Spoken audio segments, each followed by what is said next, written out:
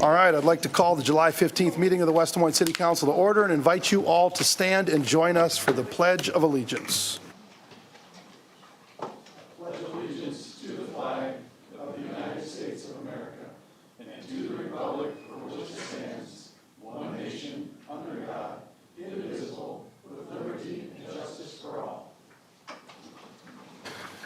All right, please sign in.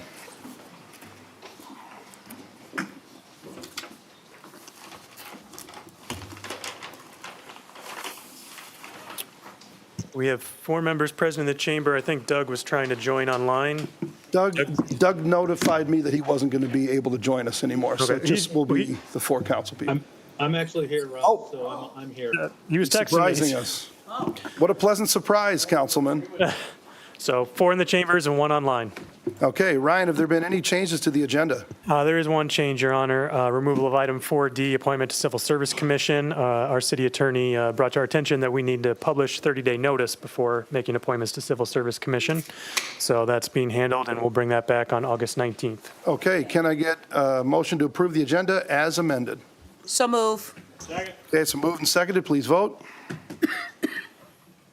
Yes. 5 yes. Okay, we're going to move on to item 2, Citizens Forum. Anybody in the audience would like to address the council on anything that is not either a part of new business or public hearings? Public hearings is item 6, new business item 7. Please come to the podium here and give us your name and address for the record. We ask that you keep it to 5 minutes or less and that you keep it civil and respectful. Is there anybody in the chamber that would like to address the council as part of Citizens Forum? And then I will go online as well to see if anybody online would like to address the council.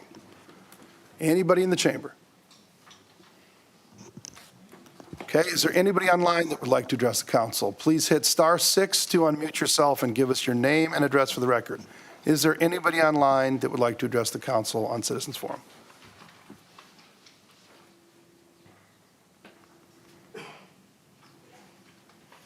Okay, Citizens Forum is closed. We're going to move on to item 3, Mayor, Council, Manager Report, Other Entities Update, and we're going to start with item 3A, which is a presentation on Inclusive City Index from Iowa State University students. And we've got our DEI Director, Audrey Kinnis, coming up, and I'm thinking that we've got a change in the, okay. Nope, Oh, it's not a okay, change. here we go. I want to just do a Audrey. quick introduction. Good evening, Mayor and Council. Audrey Kinnis, Director of Human Services and Inclusion. So just to preface, we do have a student who will be joining us tonight from Iowa State University. She's a graduate student in their Community and Regional Planning Program, and will be presenting to you all on the Inclusive Index and a survey that they developed with my office over the past 6 months. So I'm going to introduce Latifa. Come on up. And Latifa, I just got to tell you, just be relaxed. Don't worry about it. I know it looks intimidating with all us sitting up here, and same with anybody in the audience that's going to address the council. We do not bite. So, I promise. Okay, thank you. Hello, council members and all people present here. My name is Latifa Moro, and today I am a master student from the Community and Regional Planning Program at Iowa State University. I am here today to present on the City of West Des Moines Inclusivity Index project, a studio project that I and my colleagues from Iowa State University completed in the spring of 2024 semester for Ms. Audrey Kinnis, Director of Human Service and Diversity, Equity, and Inclusion for the City of West Des Moines.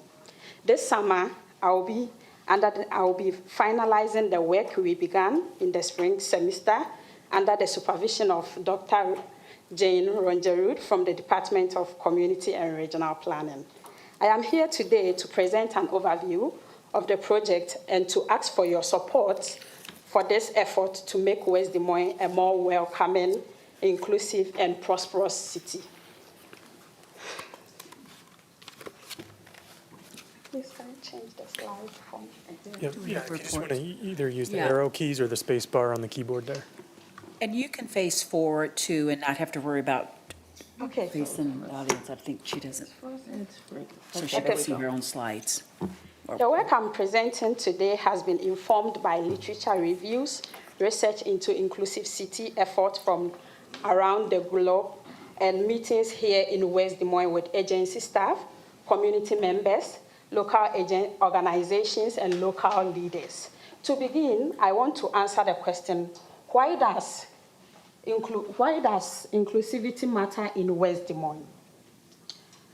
Why should we bother with all this? From my first point, I wish to draw your attention on the academic research findings by Zhao from 2023 and others. Research consistently shows that inclusive cities are cities that actively engage all their citizens in economic, social, and political life, and are more likely to experience sustained economic growth and stability. In other words, inclusive cities are prosperous cities. Secondly, inclusive cities tend to be welcoming, which allows them to attract the diverse talent and skills needed to champion economic growth. In other words, inclusive cities are welcoming cities and are vibrant cities. West Des Moines, with its vibrant community and strategic assets like Jordan Creek, stands as a pivotal point. The city is uniquely positioned to become a model of inclusivity, much like Minneapolis, with its Mall of America, which has leveraged diversity as a cornerstone of urban identity and economic strategies. Cities across the globe and the United States are increasingly adopting inclusivity frameworks to evaluate their performance and policies against measurable indicators. These frameworks not only provide a tool for internal assessment, but also serve as a benchmark for comparison with peer cities. By initiating inclusivity studies, West Des Moines can identify its strengths and areas for improvement, ensuring that policies not only keep pace with demographic trends, but also harness them for economic and social enrichment. So why does inclusivity matter in West Des Moines? Because inclusivity cities are prosperous cities, welcoming cities are vibrant cities.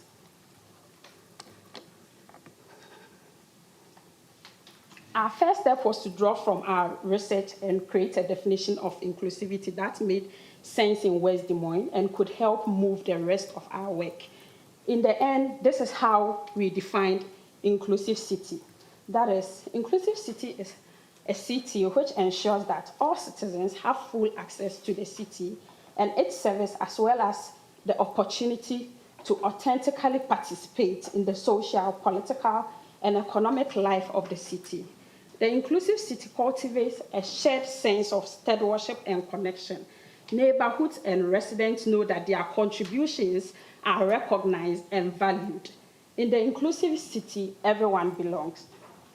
Please note that the highlighted keywords, that is full access, authentically participates, shared sense of stewardship and connection, contributions are recognized and valued. These keywords became dimensions in the framework we developed. So what are the framework I'm talking about? That will be our next slide. So based on our research drawing from our definition, as I said earlier, we identified 4 dimensions that were important for assessing inclusivity in West Des Moines. They are access, equity, belonging, participation. The final step was to identify 5 pillars that identify practical areas where we can implement programs or policies to further build inclusivity of the city. We have social inclusion, we have the economic inclusion, we have the political, we have the inclusive built environment, and inclusive natural environment. The inclusive city framework then begins with the definition and then is operationalized through the 4 dimensions and 5 pillars. Finally, we plan to use this framework to create an inclusive index. Let me explain what I mean by an inclusivity index. When we talk about inclusivity index, it is a collection of indicators that are designed to represent community objectives and aspirations and to measure progress over time. I mentioned that part of our research included engagement with people in the city of West Des Moines about what an inclusive city means to them.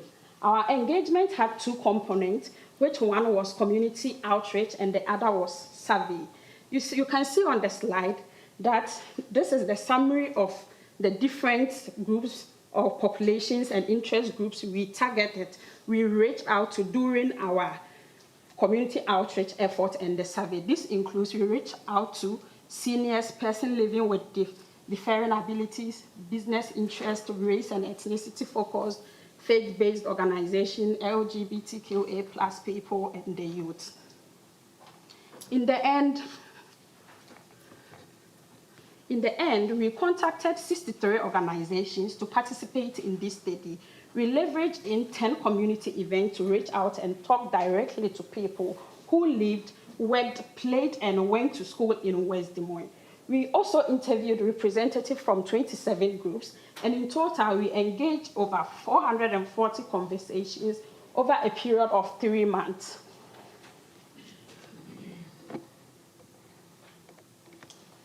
So our next step, which is the survey, as I mentioned, we also conducted a survey. The survey was administered by paper and in an online format from mid-April through mid-May. The start of the survey screened respondents to make sure that they were 18 and above and lived, worked, played, or went to school in West Des Moines. The survey included 48 questions and was available in 19 languages. In the end, we collected about 394 completed surveys. And how did we do it? We did it by distributing the flyers all over, because research has shown that certain groups are less likely to complete surveys. We oversampled certain populations to ensure that we had a representative sample for our final completed survey. We posted flyers, created Dropbox, went door to door, recruited via the West Des Moines School District Digital Backpack, and used the City of West Des Moines social media account to let people know about this survey. Both the outreach and the survey helped shape the final set of the indicators that will make up the inclusivity index that is still being finalized with stakeholders. I'll be reporting back to you all with information next month. So with the distribution, we went to apartment complexes, local businesses, corporate offices, among others. To conclude with my presentation, I want to answer the question of why are we doing this? What will the inclusivity index do for the City of West Des Moines? Okay, so first, the inclusivity study builds on efforts like the COM plan and the MEI. For example, the City of West Des Moines, as part of its COM plan, had engagement goals. These goals were part of the city's plan to adjust and be better positioned due to economic development. The image here shows extract from the COM plan. The City of West Des Moines values continuous citizen engagement and inclusive representative. This calls for a need for an inclusivity study to track the city's progress in regards to community engagement and inclusion. The index can do that. Next, the inclusivity index collects granular data from residents, organizations, and also concerned groups, diving deeper into the community level data that can be used to measure progress in regard to its COM plan engagement goals. For example, when we talk to the seniors about why they moved here in West Des Moines during our survey and outreach efforts, one of them answered it this way. We moved to West Des Moines because in 1995, because Ankeny did not have the shopping mall, that was the reason why we moved to West Des Moines. The inclusivity study also helps to collect granular data detailed enough to represent voices of residents, organizations, and concerned groups. These data also provide measurable metrics for tracking progress, just like the MEI. Finally, the index will track change over time, creating a valuable feedback loop that can be used by administrators, elected officials, and community-based organizations.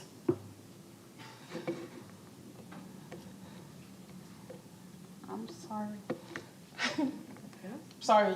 So with this one talks about our outline, that is our project outline. My intent today was to inform you all of this project and answer any question as we proceed into the final stage and complete the work. I am hoping you are excited about this work as we are. Thank you. Thank you so much. Are there any questions that anybody has at this time for Latifa? Any questions at all? Just want to say thank you for sharing, and really looking forward to digging in more about what our citizens think. If we have hundreds of people who responded to this, thank you for the overview, but I'm really excited to look deeper into this data to kind of find out, hey, what are people thinking? But I do appreciate that you're saying that if you're going to build a city that's built around inclusion, you can't just focus on one level of inclusion. I'm sure a lot of cities just like to focus on economics. Maybe some cities just focus on social or political or building or natural, those 5 categories. But the best cities are those that do an all of the above approach and don't leave anybody behind. So I just want to thank you for getting us started on this, and just appreciate your work. Thank you. You're welcome.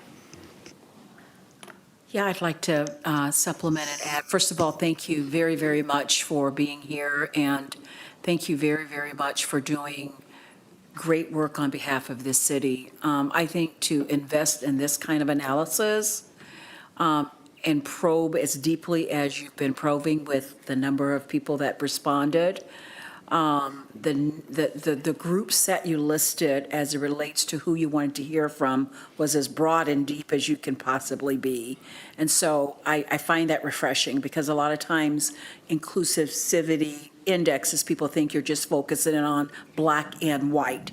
And you clearly are not doing that. You're focusing in on such a broader array of the people that live here in this city that make it such a wonderful city because of the rich diversity that they bring across all spectrums. So I want to congratulate you for that, and I want to thank you for that. I'm most interested in pages 11 through 15, which will hopefully outline what were your findings and what is it that you can recommend that we continue to do. Because when we are not ever open to what we can do better, we stop growing, we stop ideating, we stop strategizing, and we halt progress. And so as good as we have it here in lots of ways to be proud of, we can't rest on our laurels. And so I'm anxious and excited to hear final outcomes of your work. And thank you. Are you a graduate student? Yes. So is this a graduate study project? Yes, please. Wow, okay. So that's great. So glad that you're here and doing this study on behalf of the city of West Des Moines. So we would have probably paid thousands and thousands and thousands of dollars for a consultant. So you are saving us a lot of money, and we appreciate that. Yeah, I just want to also say thank you so much for your work. Really appreciate everything that you're delving into and looking at. It's going to be very valuable for us. So you are a graduate student. Where did you get your undergraduate degree, and what did you get your undergraduate degree I in? got my undergraduate degree from Ghana. Okay. From Kwame Nkrumah University of Science and Technology. I Wow. did development planning and settlement planning. And how did you decide to come to Iowa State? Okay, because I wanted to continue doing the planning, and community development is something I'm really interested in. So due to that, I searched for schools online, and fortunately, Iowa State also collaborates, sometimes comes to Ghana, which is our school, which is KNUST. Sorry, that's the short-term KNUST. They come there, pick students to come and do exchange programs here. So due to that, I decided to come and study my community and regional planning. I'll continue on it here. Sure. So that is why I'm here today. Well, welcome to Iowa. We love having you here. And how long have you been here for? Exactly 1 year. 1 year. And what is your 1 and some few months. 1 and a few months? Yeah. What is your original language? Is it English, or what is your? Okay, Anyway. back in Ghana, our official language is English, Okay. but then my mother tongue language is Twi. Okay. We call okay. it Twi, T-W-I. Well, it takes a lot to come all the way over here to get a graduate degree, and to come here to the West Des Moines City Council and give a presentation like this. And you did a phenomenal job, and I thank you for being here and look forward to the results of your studies. So thank you so much. Yeah, thank you. You did a great job presenting. Thank you.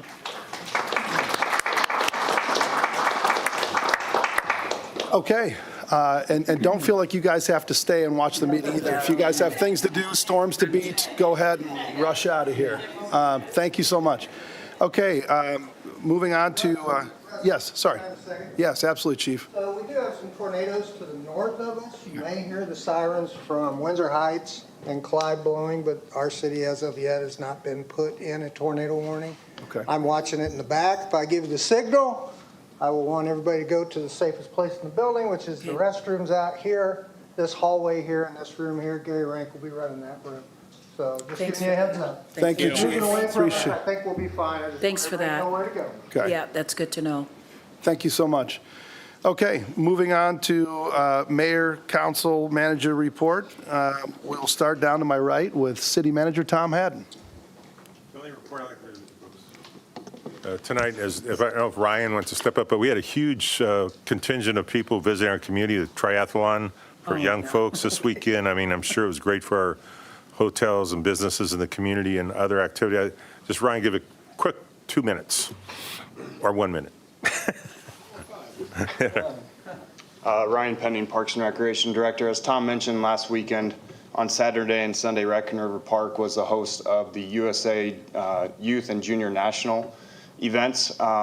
We host these 2 triathlons every year, but this year they were both national events that brought in more participants from all over the country. More than 1,000 triathletes participated. And like Tom mentioned, this is a great economic impact boost for our community as these athletes come with their families and things like that. So we'll be working on an economic impact study with Catch Des Moines, and we can provide that with you. We do know that it hinders some of our regular park users and that we don't do this every single weekend for that reason, but we also know that these types of events bring in the great economic impact. So we feel it's important, a great collaboration between several city departments. I like to thank PD, EMS for providing their services out at the event. So the weather was obviously extremely hot, but it was 2 great events. So any questions? I just want to say thank you to you, your department, to the CVB, and for everybody that has been responsible for being able to get this event here. I also want to say thank you, based on your comments, to our residents, because our residents, they just want to go about their normal activities. They want to go to church, they want to go out to eat themselves, they don't want to have road closures or any of those things, and sometimes it's very difficult for them to understand why these roads are closed, why we're doing this, and it's difficult for many people, but I appreciate their tolerance of this because it is a huge economic impact for our city. So thank you to our residents, thank you to the department and PD and everybody that helped put this on. And we've had this event, I don't know how many years. It's been, I'd say 15 plus probably. yeah, it's been an awesome deal for our city. So thank you and congratulations. Yep. Thank you. Okay, we will start down to my left, which is Councilman Lotz, if he wants to give a report, if he has one from the phone. Nothing today, Your Honor. Okay, thank you, Councilman. Councilman Trevilian. Nothing this time, Your Honor. Okay, Councilwoman Hardman. Thank you. I would like to give kudos to Park and Rec and everyone involved for a successful Independence Day parade. It was my 6th one participating, and I liked it because it was maybe a tad bit shorter, but the weather was fine, and it was well organized and well executed. So thank you, Ryan, and your team, and those that tried to make sure people got where they needed to be, and tried to make sure people were throwing candy so it's not on the streets, and trying to, I know there was an incident where someone got hurt, and I think that was taken care of by EMS quickly as well. So it's just really nice. And I thought that the fireworks display, and I know that I'm going to get into trouble with some pet owners, but I'm talking about the commercial fireworks display that happened near this pond. It was very well done as well and beautiful. So really proud of West Des Moines in terms of celebrating that day. I saw in the news, Chief Scott, that there were lots of calls that day, or 100 and something calls, like few citations. So do we manage everything okay there, or what are your thoughts on that? Thumbs up, okay. Okay, I'd like to also congratulate Athea Holcomb. I know she's not here. I know she's somewhere having maybe dinner and enjoying her life, but she retired. And from being the Director of Human Services, I have known Althea for years, many years, even outside of West Des Moines, as she was the CEO for a long, long time, Big Brothers Big Sisters of Central Iowa, one of my favorite charities. But she came to the city also to provide needed services for those that, in our community that need it. And she is retired, so Althea, if you're listening, I want to say congratulations for all of your hard work and your service and helping to make West Des Moines a better city. And that's because of the work that you do.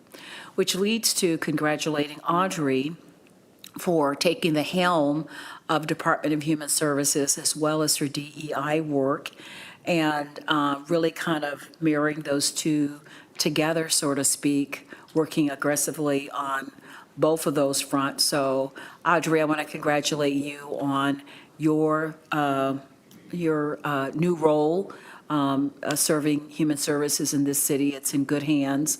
I know that you all had a period of time where you transitioned and she was, she trained you a bit on things. So good luck and excited for what's to come under your leadership. So that concludes my remarks, Mr. Mayor. Thank you, Councilwoman. I would just add to that. I would agree. The 4th of July or 3rd of July parade went off without a hitch, even though we had an injury. Kudos to our police, EMS, for dealing with that and helping that gentleman to get the help that he needed. Ryan Penning, Director of Parks and Rec, Jody Weeks, the entire department just always does a phenomenal job with that. So thank you guys for everything you did there.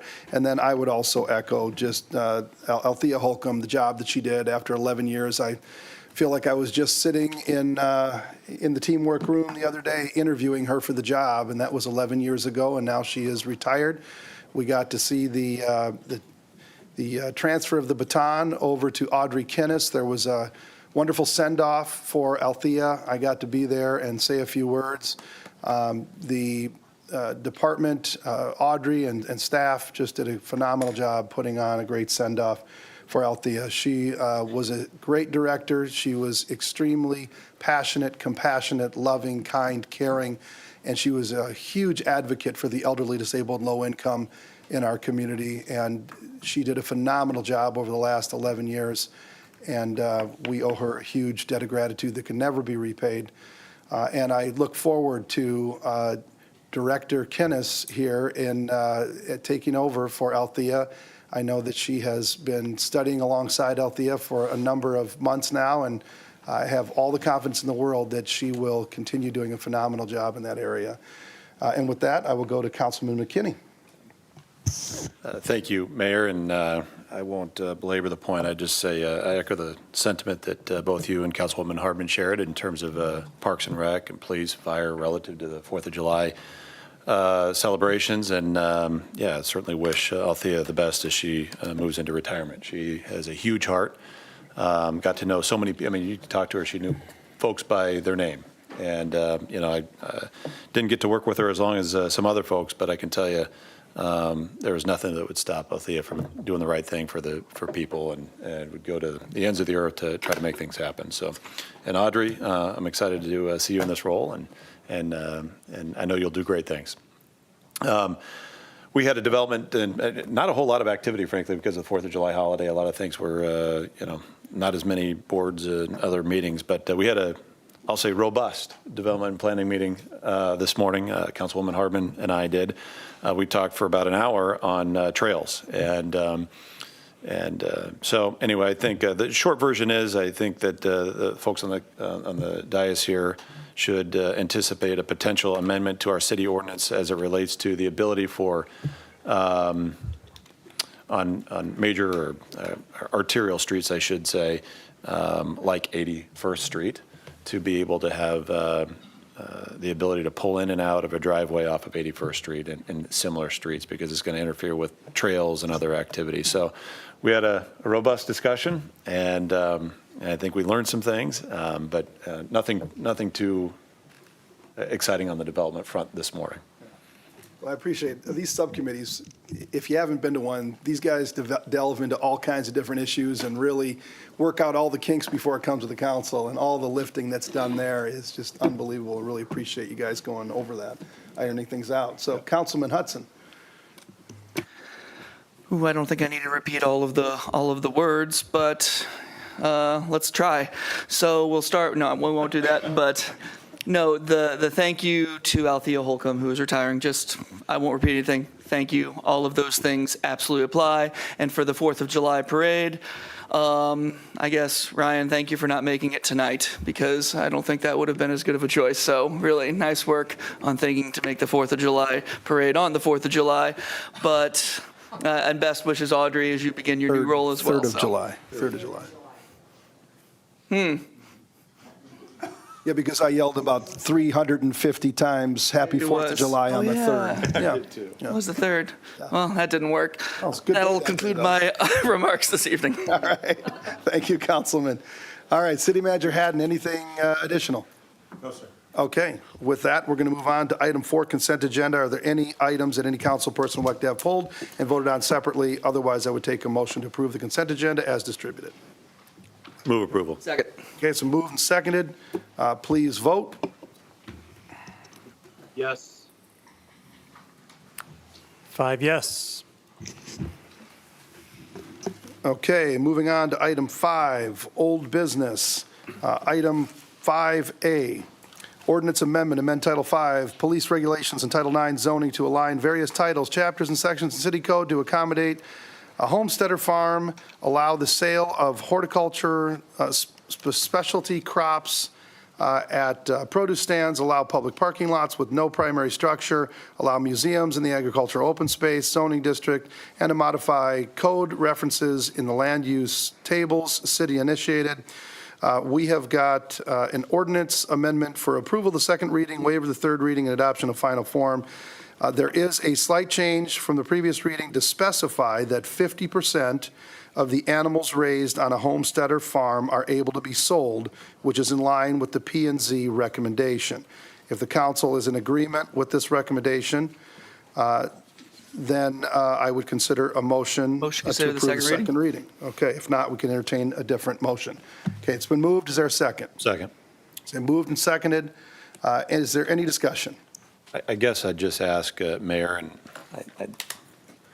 I don't know, I'd like to better understand. I want to make sure, because I can think of one individual in particular that was here at the last meeting when we read the first reading, and now we're making a change to the second. I just want to verify if that, do we know if, has this been shared, with Mr. This- Stahl? I have believe- talked with Tom, Okay. and it's his desire, and I think any homesteader farm would be in agreement with that a percentage of 75% would be better, because, for example, if you have 4 cows on a homesteader farm, you're not going to eat 2 of them. You're going to probably sell 3 and keep 1 for your family. So I think the 50% limit is too low. I think it needs to be 75%. Okay, I know this was thoroughly discussed at P&Z, and P&Z came up with a recommendation of 50%. It doesn't mean, like I said, that we have to do 50%. I don't know if the council would like to entertain something more. 60%, is that what you're suggesting, Kevin? 75. 75%. And I don't know also what the potential unintended consequences or ramifications are of going up to 75%. Lynn, I don't know if you have anything to add. If not, you can just sit there and enjoy your seat. But if not, why don't you come up and, what are we doing by going to 75% that we aren't doing at 50%? Is there a magic number? Lynn Tweet, Director of Development Services. If you'll remember, this whole thing started with us trying to make sure that we didn't end up with a lot of commercial ag operations by pushing it over that 50% and saying you can sell that 75 or over 50%, you effectively are making it a commercial operation. We created that homesteader farm as a way to allow the individual that was more of a self-sufficiency. It's not intended to have extra animals. If you can't eat 4 cows, or actually 2 cows out of the 4 you raise, then you maybe only should be raising 3 cows. So the goal is not to say, I want to sell this much. The goal is to say, I think I can consume this much between me and my family. I'm also going to have 1 extra or whatever to offset some of that cost. That would be my concern.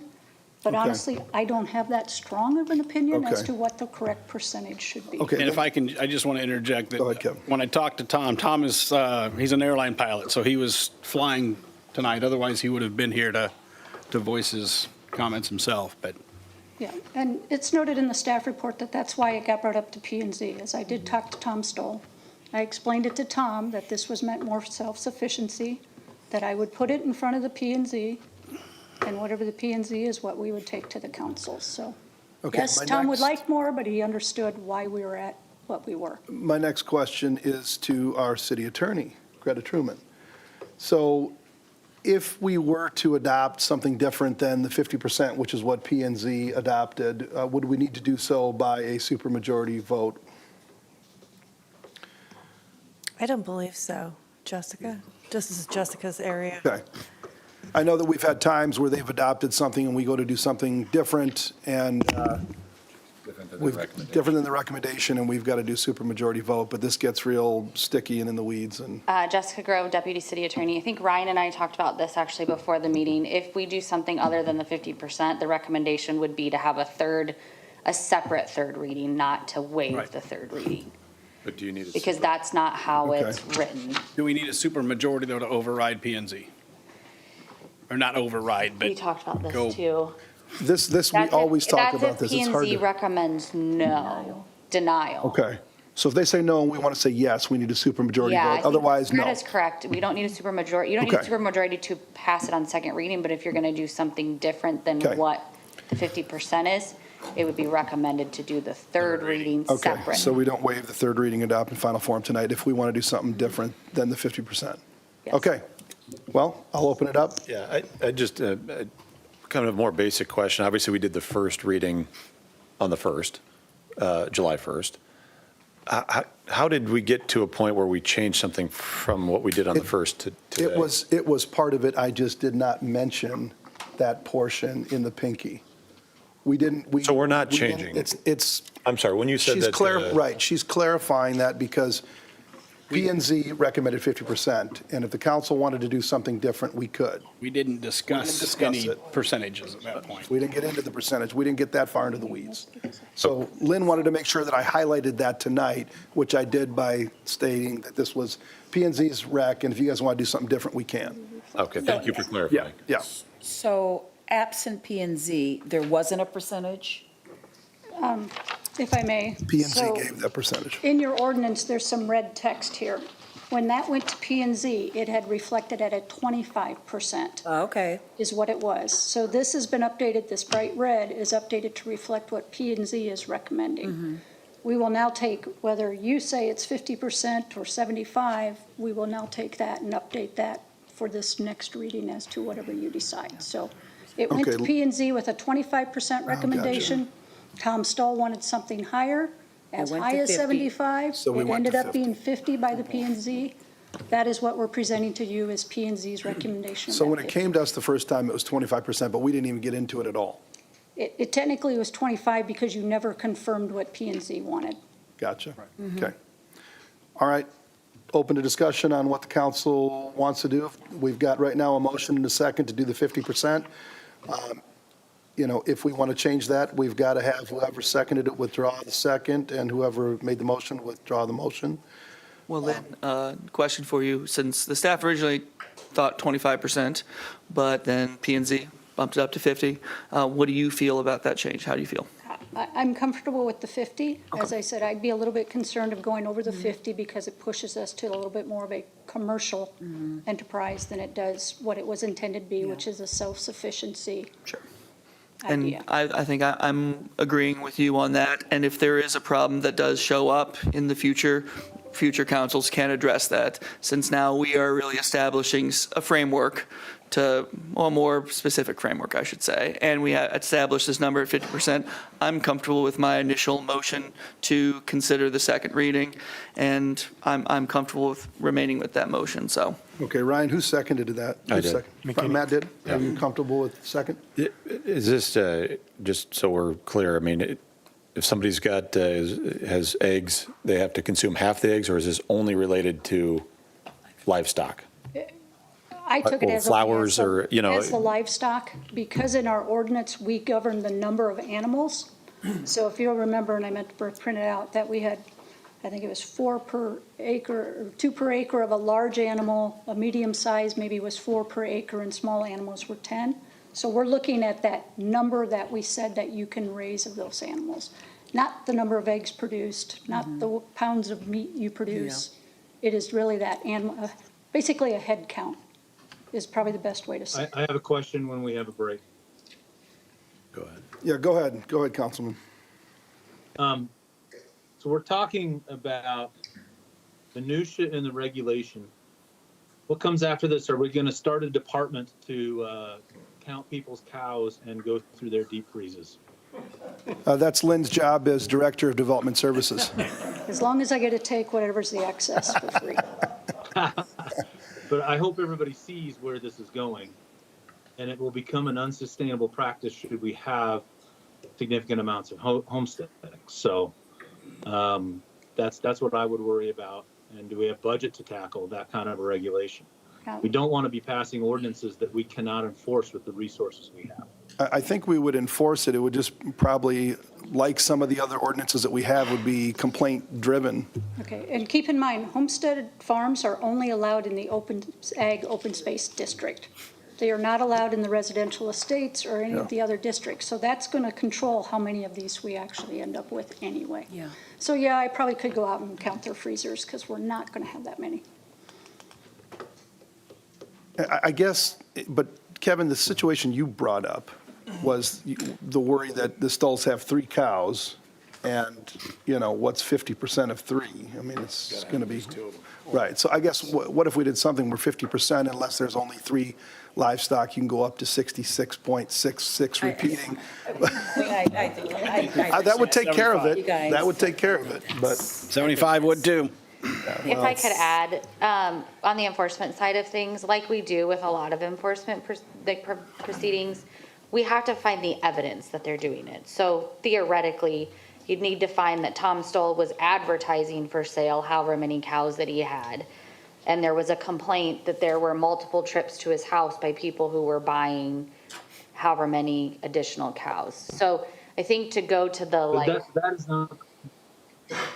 Go ahead, Doug. The point is, we shouldn't pass regulation that we don't have the resources to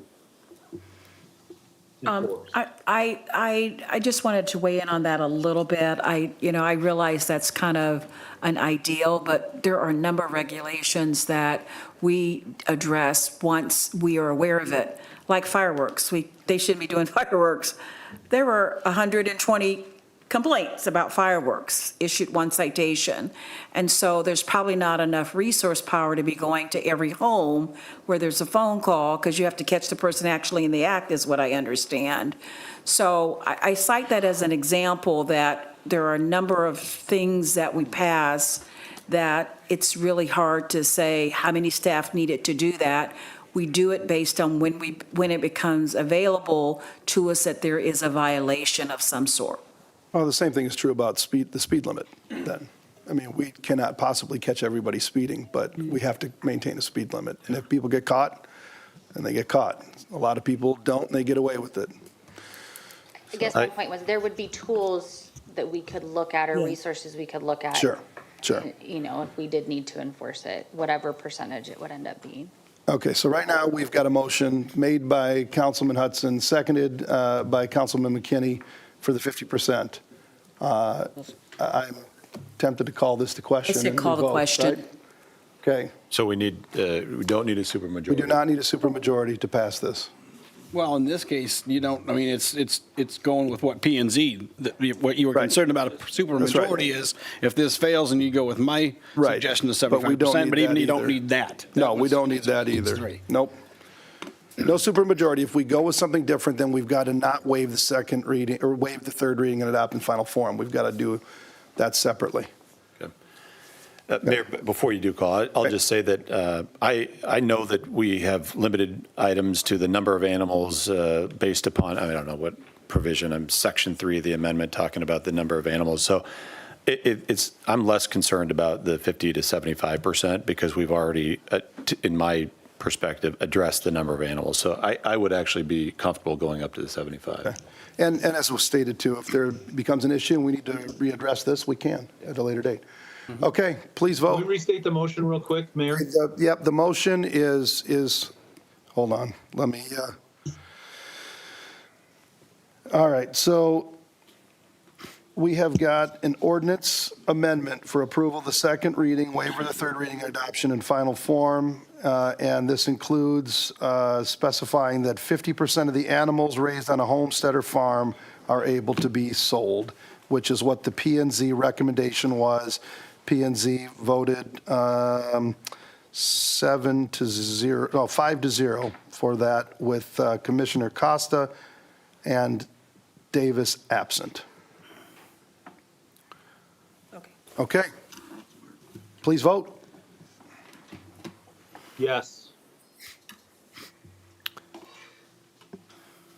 3 yes, 2 no, an ordinance amending City Code of the City of West Des Moines, Iowa, 2024, Title V Police Regulations and Title IX Zoning to align various titles, chapters, and sections of code. And before we move on, I'll just note that since that was only 3 yes votes, I'd recommend just approving the second reading, but we don't have the votes to waive third reading. Motion to approve the second reading. Okay, does somebody else besides Matt want a second? Okay, it's been moved and seconded. Please vote. Yes. 3 yes, 2 no. Okay, you guys keep it interesting. Moving on. Yeah, well, keep me on my toes. All right, moving on to item 6, public hearings, item 6A. This is a time and a place for public hearing to consider Angel Estates, 1500 South 60th Street, amend comprehensive plan land use map and amend the zoning map to establish detached residential land use and single-family residential RS 30 zoning initiated by Angel Estates LLC. Ryan, did you please read the date the notice was published? July 2nd, 2024, in the Des Moines Register. And have we received any written comments to this hearing? The Plan and Zoning Commission, by a vote of 7 yes, adopted a resolution recommending approval of the comp plan amendment and rezoning request. Okay, anybody in the audience would like to address the council on item 6A, please come to the podium here, give us your name and address for the record. Anybody online, hit *6 to unmute yourself and do the same. Okay, we will start out with Dennis. Dennis, give us your name and address. Dennis Swallow, 1505 South 60th Street. Okay, go ahead, Dennis. First of all, I must have the wrong phone numbers. I've had trouble getting a hold of a couple of you people. For a week I've tried. But I'd like to thank the ones that have answered the phone and returned calls. This is important to us. There's about 7 people here that are concerned about this. It's not about making money. I realize you're here to vote on the zoning change. You're not here to vote on the plan. But this is 6.1 acres, and there's only about one plan that they can put in if there's divided up into 7 parts, plus a road. I've been at the same location for 48 years. Purchased it 50 years ago, built the house 48 years. The Shaws, who are developing this, have been good friends to me. And I've helped them out quite a bit because they're considerably older than me. Mr. Shaw, who is 92 years old, a couple years ago said to me, Dennis, he said, we were looking for a place to build a house. And we saw your house, and I looked across the street, and this land was for sale, and I knew that's where I wanted to build. And he said, I've never been sorry that I built across the street from you.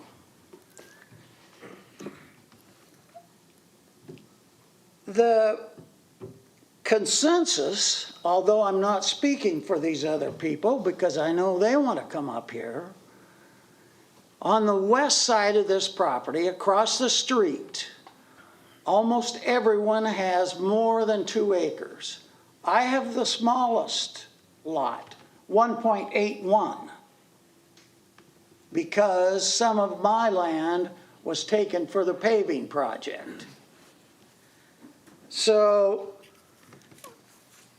I'm not against the development of this property. It needs to be developed. Since the Shaws have been there, they have mowed about 3 acres, as near as I can tell. The rest of it has grown up in weeds. Right now, there's around the border where they've just left it, there's trees and there's weeds that are probably 6 foot tall now. So the property does need to be developed, but not in 7 lots. The plan, which is important for you to look at, because, again, if you change the zoning to this RS30, excuse me, which is 30,000 square feet,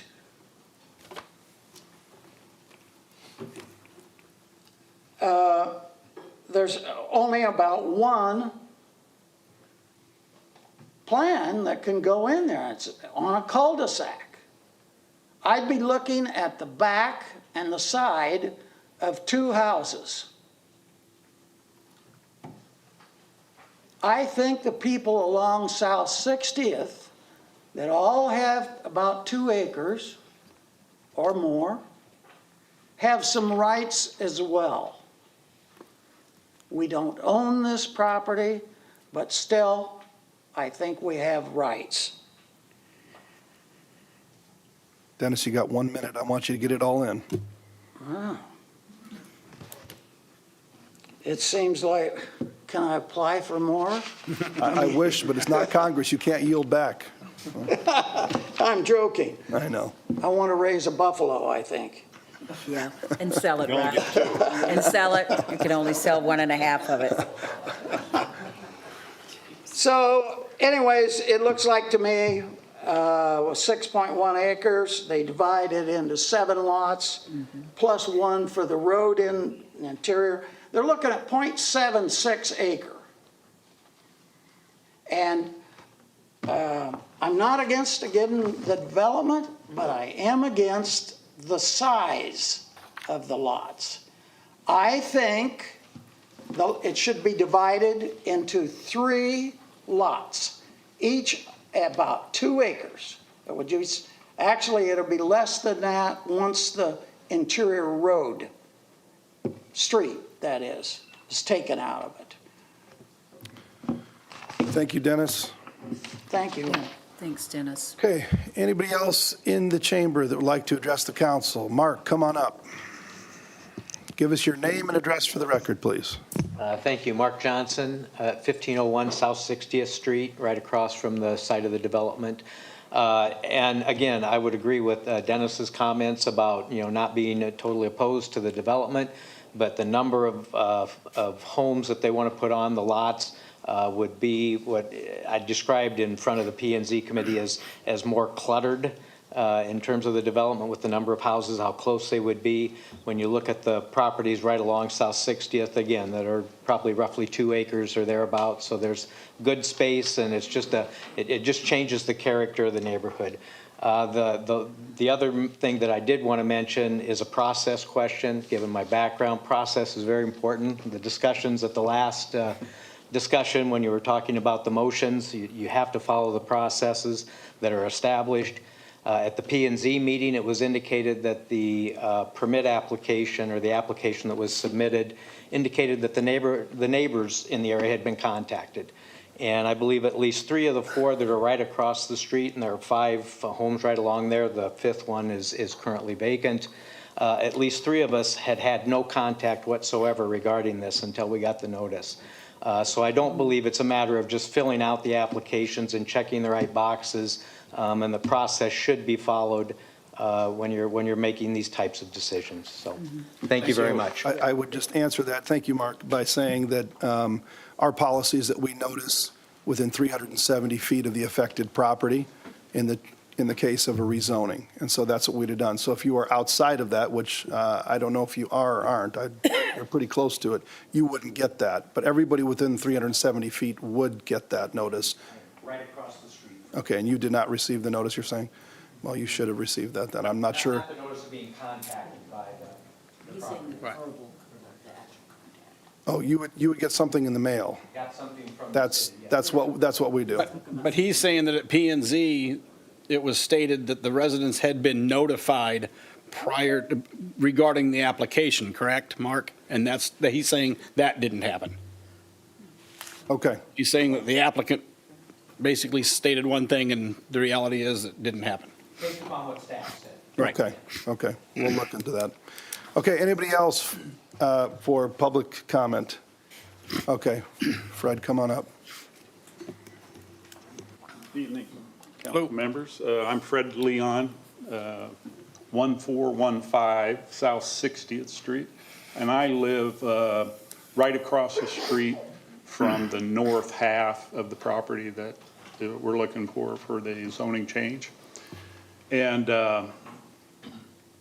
what comes to mind for me is 2 things. There's a model of what's going to happen to the ground just north of us on the north half of 60th, on the east side, on the Polk County side.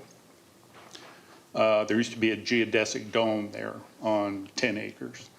And now they divided that up into 11 parcels.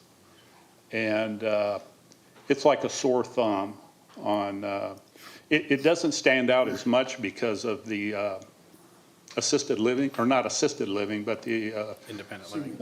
Senior citizens. That's probably where I'm supposed to be living at, I suppose. But anyway, I chose, and my wife and I chose to live where we live because of twofold, my history, because I grew up in West Des Moines, or I've been here forever. 3 2-acre lots is, I mean, that's the city when they had their planning and zoning, when Mr. True and your forerunners before you folks,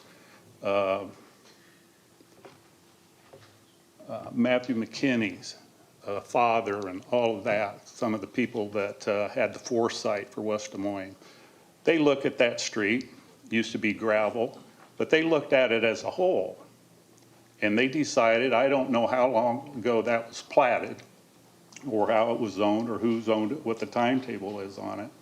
But it fits in all the way from what was Fuller Road to Boonville Road. And this change will, with 3 acres, or with 3 parcels, will keep that intent, which was the original intent of that area. And there's a new sign down at the Nazarene Church, where the Nazarene Church is at, that caught my eye. I'm not sure of all the particulars in it, but it says, and it's very appropriate to this, asking of us, is that it says, remember the past, but go forward into the future working together. And that's for West Des Moines. Little by, they're actually they tore the church down and they've cut half of the trees out. They'll never be able to replace the trees the way it was, but at least the city or whoever is developing that is making not a pimple on the face of West Des Moines. It's something that you can be proud of. And so that's all I'm asking of all of you here, is that you think about really West Des Moines. And there's not a lot of neighbors because of the density. It's not like the problem down on, in the corrections you made for Fifth Street for the Thursday night farmers market, everything, all the good things that you did for them. But they have a big voice because of the density in those neighborhoods. Our density is 7 people, 7 families maybe. So that's all I have to say, is that I'm echoing the voice of my neighbors, that we feel that the change is coming. Only progress will be noted if it's a positive thing for West Des Moines, but it's change, and that we would accept it. We will accept it, whatever you decide. We're not going anywhere. Another example of the area, they bought 2.5 acres, 2 lots from me to the north. They didn't buy the house, they bought the lot. They tore the house down, and they're gonna eventually probably tear my house down when I sell my place, because somebody's gonna come along for the estate and build a big house on it. So West Des Moines will always recoup what's put on that property and those lots. Thank you very much. Thank you, Fred. Thanks, Fred. Appreciate it. Anybody else in the chamber would like to address the council?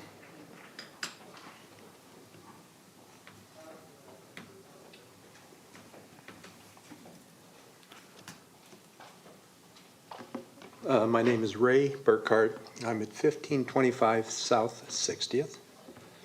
I'm not going to be redundant and say all that. Everything they've been said is my heart is what I would hope for. But it's character, and we were attracted to where we live because of the size of the homes and the character. And 7 homes destroys the character. I think it's going to destroy the character of the entire street, but I'm totally would agree with 3 or 4 homes there. I think that would be a great addition, and I think it would probably satisfy what we're all trying to express, character. And we need to hang on to that. Thank you for your time. Thank you. Thank you, Ray. Anybody else in the chamber before I go online?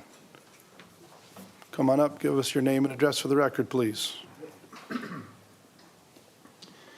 Good evening, Honorable Mayor, members of the council. My name is Wally Pelds with Pelds Design Services, representing the Shaw family for this development. I appreciate the neighbors' comments. We tried to listen. I know that it's a longer story. Grew up in West Des Moines. Used to be my playground, 5600 Fuller Road, about 300 acres. Lived there for about 37 years, and then Glen Oaks came along. Loved the space. Omar is a high school friend, still my best friend. So Dr. Shaw recently lost his wife, and he is now a widower, lives in this home, and his son approached me, and they said, "What's the best purpose of this property?" They first thought storage spaces and multifamily. And I said, "You guys are crazy, because we won't get that passed. That is way too dense." What we looked at in discussing with city staff, South 60th makes a natural barrier between the other side of the road. It's 120-foot right-of-way. It's been paved. There's a bike trail on our side. And it's a natural segue into Glen Oaks. Glen Oaks has smaller lots than RS30, just abutting us just to the east and to the north and to the south. And as we worked through this, we came up with 7 lots. Dr. Shaw's lot is built around his house because he's not willing to let it go yet because his wife actually designed it. I don't know if you guys knew Dr. Shaw. She worked at Blanks Children's Hospital, was very instrumental in working with children of mothers who had used drugs. So he's not ready to let it go. However, it is in disrepair. They've been slowly fixing it. They donated much of their time. You would think both being physicians that potentially had the resources, but they have investments. So Omar approached me. Omar is their son. He lives in Minneapolis. He would have been here, but he's got things to do with his family. And we came up with this plan of 7 lots. Dr. Shah's lot is 31,000. We have a concept that we've come up with. The smallest lot is 31,000 square feet. That is still well over 3/4 of an acre. It doesn't include any part of that 60-foot right-of-way green space. The feeling of it, when we looked at it aerially, I don't know if you guys can see this from there. We're trying to mimic what's around us. It's, you got Glen Oaks over here, which is a little tighter. You got across the road, which those homes are there, but they're deep lots. And we're trying to come up with the best design, single access cul-de-sac, but it's expensive, right? I don't believe that the Shahs had any idea when I told them, it's about $1,000 a foot to build infrastructure today. So as we looked at it, we're like, okay, well, what can we sell? Brought in some land developers to help advise them on where do we go. We felt this was the best. The neighbors they will go from looking at 1 home to looking at 2 homes, because those are the 2 that front the road. The cul-de-sac, people love to live on cul-de-sacs because it's not a through street. And we thought this was the best layout for it. We also are proposing good covenants to match the neighborhood, so you don't have undersized homes or people buying lots that they don't build to the standard, because we want to have a high value development. So they are borrowing to do this. You've got 1 minute left. Oh, thank you. Yep. They are borrowing to do this. They created an LLC. This is the first step in the process, and we're just asking for your approval. And if you have any questions for me, engineering-wise, I'd be happy to answer. Okay. Thank you. Do you have a list of all the lot sizes? Hold on, why Oh. don't we hold on real quick? Why don't I close the public hearing, and then Oh, okay. we'll ask those questions. Okay, so I guess we do not have questions yet. Once we close the public hearing, we may have questions of you as a council. Is there anybody else in the chamber who'd like to address the council?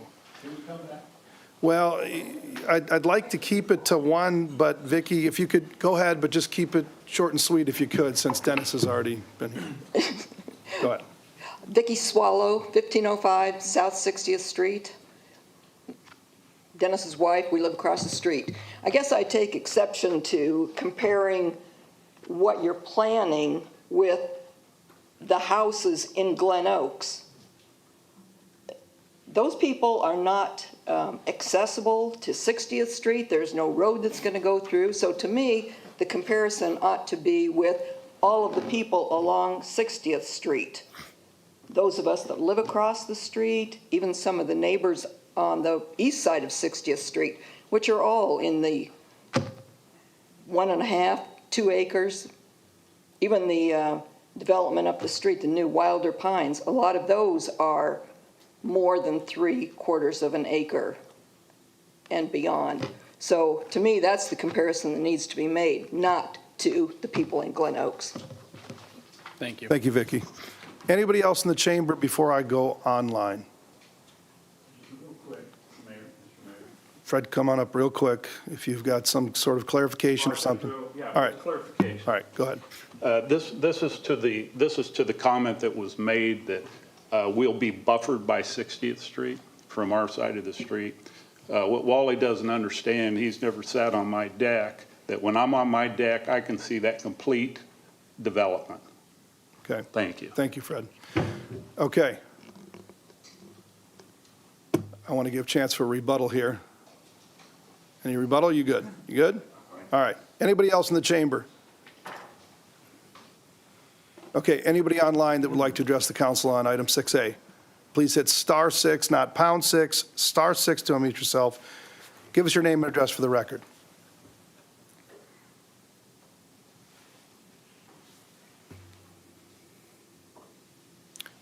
Okay, I'm guessing I gave enough time for somebody struggling to figure out the star. I'm going to declare the public hearing closed, and we have got, why don't I open it up to questions before we even take any motions. Okay. First, let's start off with Greg, Councilman Well, Hudson. Yeah, do you have the square footage of the 7 lots? You said that 31 was the smallest one, but I didn't know if you had a list of just kind of what's been bounced around. We have some preliminary numbers. I mean, we're still I working assume out they're the preliminary. details based on staff comments, but our preliminary layout, 30,200, 30,500, 35,500, 30,800 on the far east end, 49,200, because that one has some stormwater detention on it. Dr. Shaw's is 30,600, and then the corner lot back up front is 35,050. All right. So pretty much 30, 30, 30, 30, 35, 49, and 36 in there maybe. Pretty much. In that range. Okay. Just wanted, thank you. I just wanted to hear what Hold on, those were. stay up here. Don't sit down. Yeah, go ahead, Kevin. All right, so you said that the Shaws are borrowing money to do this development. So they're going to put in the infrastructure, are they going to build the houses, or are they going to sell the lots? They will be selling the lots. Okay, so with what you're, I guess, proposing with the cul-de-sac, obviously that increases their costs because they have to put in all of the infrastructure, the electric, the sewer, the water, the road, pavement, the whole bit. So if they go with 3 or 4, whatever the numbers work out, single family or single lots of 2 acres, you don't have that cost involved. You simply sell the land. I mean, that's a viable option, wouldn't it be? You have no cost involved in it, selling the land. You'd have to say, I would beg to recorded and subdivided, but. I would just beg to differ because my sewer line's down here. So I'm still bringing in sewer line all the way up. Water's there, but I'm still bringing in a tap. If we do the deeper flag lots, which sometimes staff doesn't like with those deeper flag lots, fire service, I mean, you guys have some fire service issues. We didn't look at this lightly. I mean, if you look at the RS1, it comes and it jumps the block right at this property and then continues on to the south. This is like a wedge on the other side of the street. In everything that I've learned from planning and design, a street makes a natural, quote unquote, barrier. You know, we put apartments on the other side of townhomes. It's gradual. From a developer standpoint, it does. From a residential standpoint, it does not. I totally understand what the residents are saying. But that street doesn't block anything. It separates the land. It doesn't block anything. It doesn't gradually go from, lower density to higher density. It's pavement. That's it. Right. I would say the homes do a better job of buffering than the street does. If there's ever structures there, there's also natural barriers. The other point that you're asking, their home is so centrally located, it becomes very difficult. I mean, we can come up with some form of it. In our pre-development meeting, we're looking not to add more driveway access onto South 60th because that's a traffic concern, conflicts. It's not one point. And there's still, you're talking 7/10 of an acre for a lot with a paved road that allows him to keep his home. Yeah, the location of his home is really inconvenient for trying to put a cul-de-sac there. I mean, the cul-de-sac, as you have on here, it has to be almost where it's at. It needs to be shifted over. I don't have many other options with the, we felt it was a very 7 lots on 6 acres that's buildable, excluding that right of way. Seems fairly reasonable for a good density. Let me ask you, the lots behind it, the Glen Oaks lots behind it, how big are those? I mean, are those quarter-acre lots? Some of them are down to 20,000. I think that's RS20 on. Mayor, there 17, 20, 20, 20, 19, and 24. Yeah. Okay. But Those are again, significantly smaller. The ones who are, everything that surrounds us on this side does. that point of clarification, that does not impact the current property owners on the west side of 60th. Correct. I'm not disagreeing with you that You it's probably gonna- can't hardly even see those houses, I'm guessing. Kevin, I do believe, though, if he was putting in an apartment complex, I believe they would be here right now. I do believe that.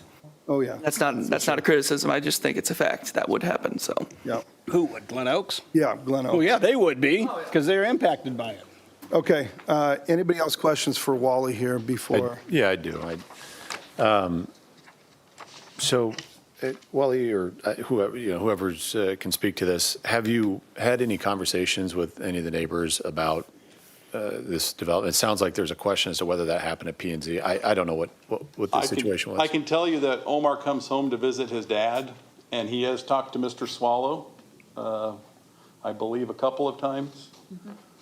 He has. Okay. Given me very little. Hold on, Dennis. Hold on, Dennis, hold on a minute. We're not going to have this weird meeting where people from the audience start yelling back and forth. If you want to come up, then come on up and speak to it once, but let's just wait. I'll let you come back up to respond after we're done asking him questions. Maybe the better question I should have asked is, have you shared, for example, you held up this diagram that shows the layout there. Has that been shared with, I mean, are folks familiar with the layout? It's my understanding that it has been shared. I have not been involved with those negotiations. Omar said that Dr. Shaw has a good relationship with the Swallows. They've been friends for 30-some years. They've been having conversations, and I'm not sure where those have gone. I have been excluded from those. We will find out in a second. Do you have a sense of what the selling price of a home here, I mean, these are single-family homes, right? These would be single-family homes. The covenants that we've discussed, I know that Jamie Myers is here because that's Paramount Land is our development consultant that has agreed to help them develop that property. He would be able to answer those questions. I mean, just knowing the city, I'm assuming those lots are going to be probably anywhere from 150 to 200,000 and up. At a minimum. Yeah, that's what I mean, I'm trying to be conservative here. Can we have Jamie come forward and address that? I think, because what we're talking about is that we're not, what I'm hearing, and I certainly understand, like, if there's not a good awareness for the neighbors across the street, I'd be concerned too, right? I mean, it's the unknowns that create heartburn and apprehension and all these sorts of things. So I think what I heard was that there was not opposition to development per se. It's just the type of development, the size of development. So I'd like to better understand the development itself, if possible. If I can turn it over to Jamie. All right, Jamie, come on up. Give us your name and address for the record. And Jamie, before you share, I recall a year ago, Jamie, you were actually here on the development along Mill Civic freeway exit onto 35. And I had asked the question about a year ago, how much are these townhomes that are going in worth? And I can't remember what you said, but the value of those homes was actually $150,000 more than the homes of the folks who were here, who were sharing their thoughts about it. Now, those were traffic-related concerns, I think, more so. However, I appreciate you coming to share a couple things, Jamie. Jamie Myers with Paramount Land, and also if I could speak on behalf of Destination Homes, their custom home line as well, just speaking to pricing and price points and cost of construction today. 2540 73rd Street in Urbandale is our office. To address the costs, first of all, one thing I would say that just to add to Wally was, if you start closing down the amount of lots, you don't lose, first of all, you have the same amount of sewer to put in, and you end up having very, very close to the same amount of pavement to put in.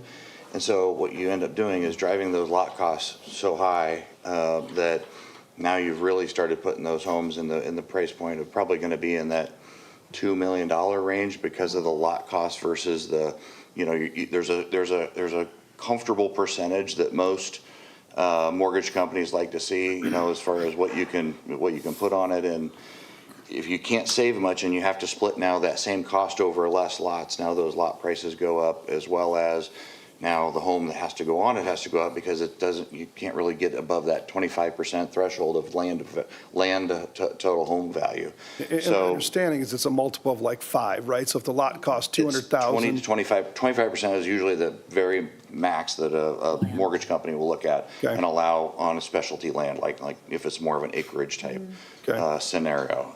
Otherwise, 20% is more common.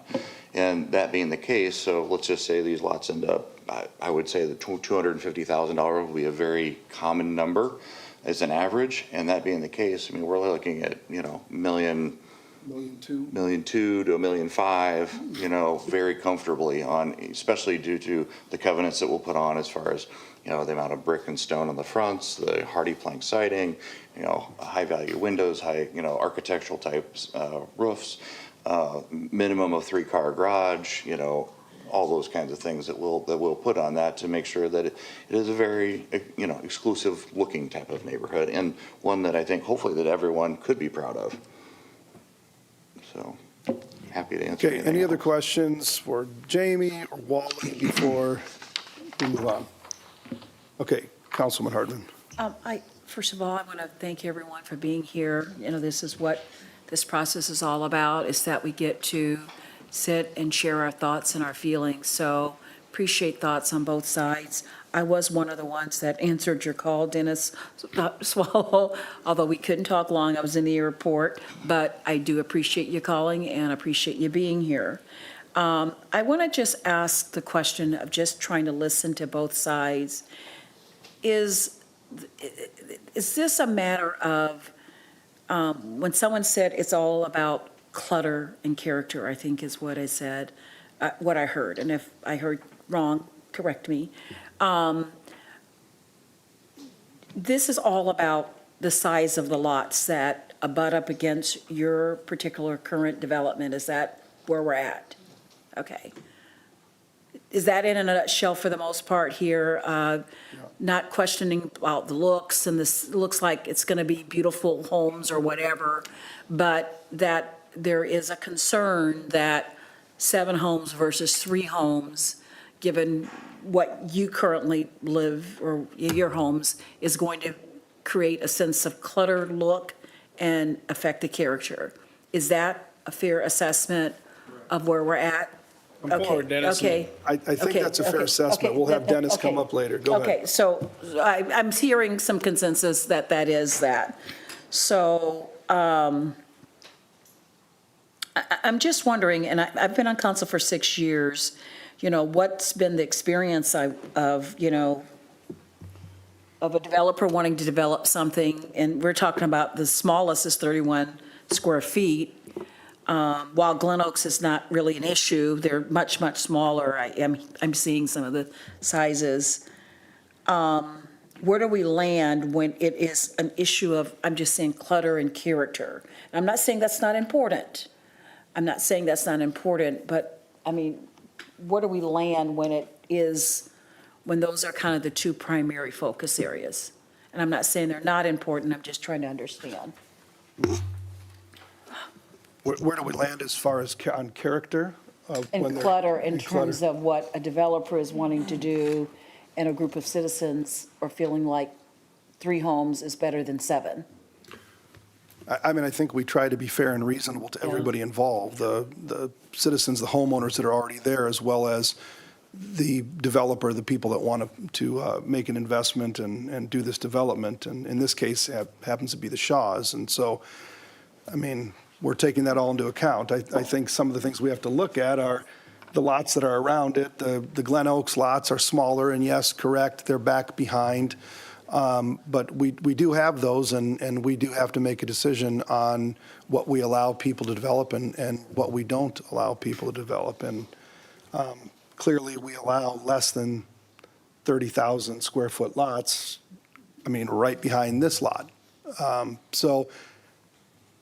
don't know. We do have design guidelines and standards that are in effect. And there's no doubt in my mind that regardless of what this says, whether it's 3 or it's 7 or some combination of those things, these are going to be nice homes, period. And they're going to be well above $1 million. That's just the way that the math works out, right? They are going to be very nice looking, probably custom homes. At this level, you're probably not doing spec homes. So I don't know.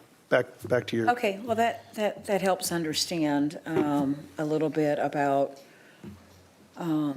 really this balancing act of what neighbors want that live there and have lived there for years and want to maintain a certain look, feel, what they bought into versus a development that, wants to expand and add, 7 homes that, again, are these aren't $250,000 homes. These are nice homes that are going to attract, folks that can afford it and folks that want to live there and enjoy that. So it's really tough because you listen to the folks that came up to speak with all the passion, all the care and concern about their current neighborhood. It's real to them.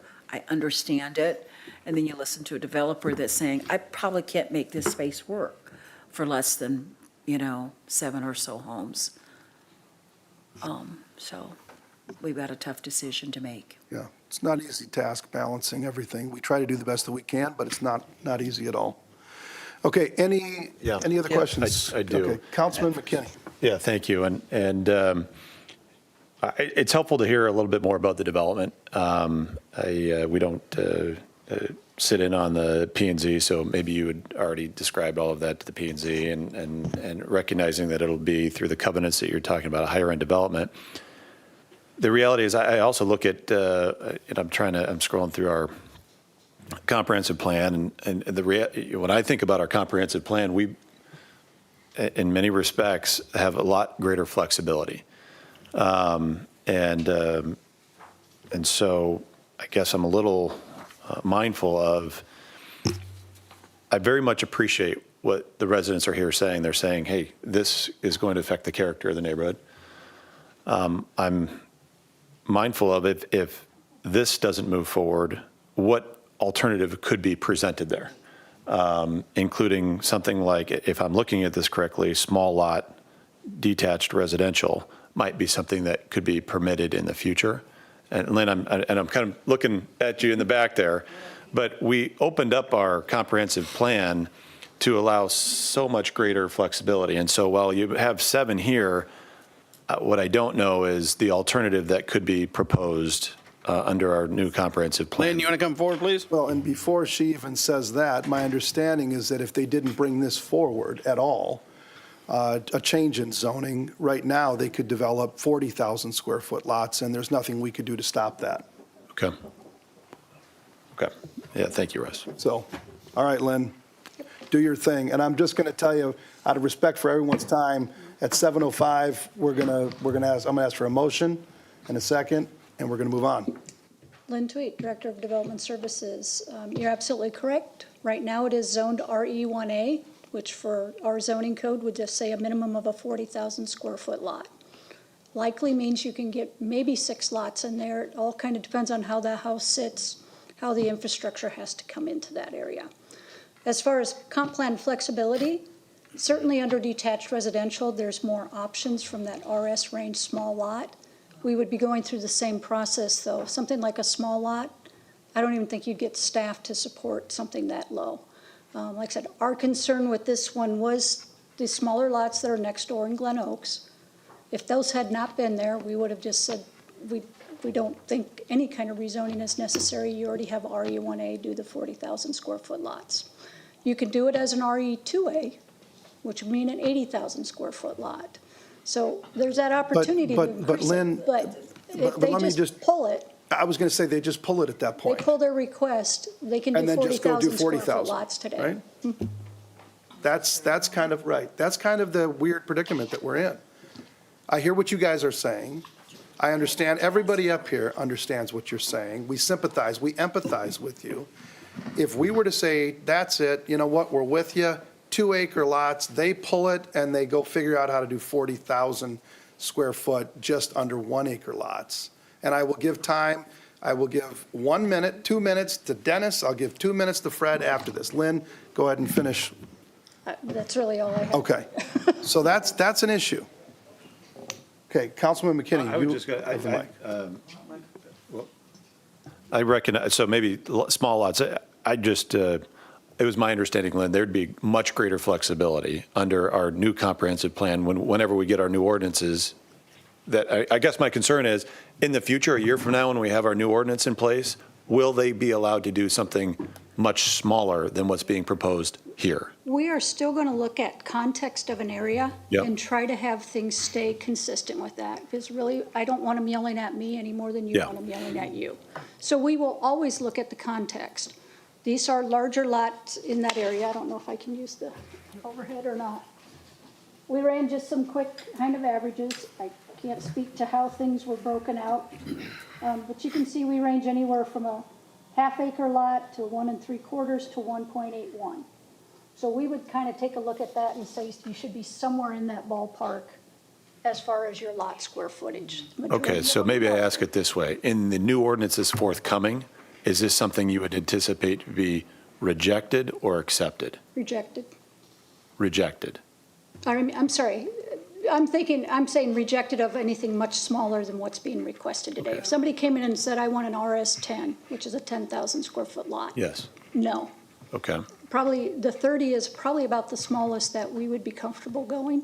So the comprehensive plan, in other words, is not coming to play here. No, not The really. new one, the Because old we're one, it still doesn't- going to look at that context. You're going to have a very valid reason for us to do something totally different on this one. Okay.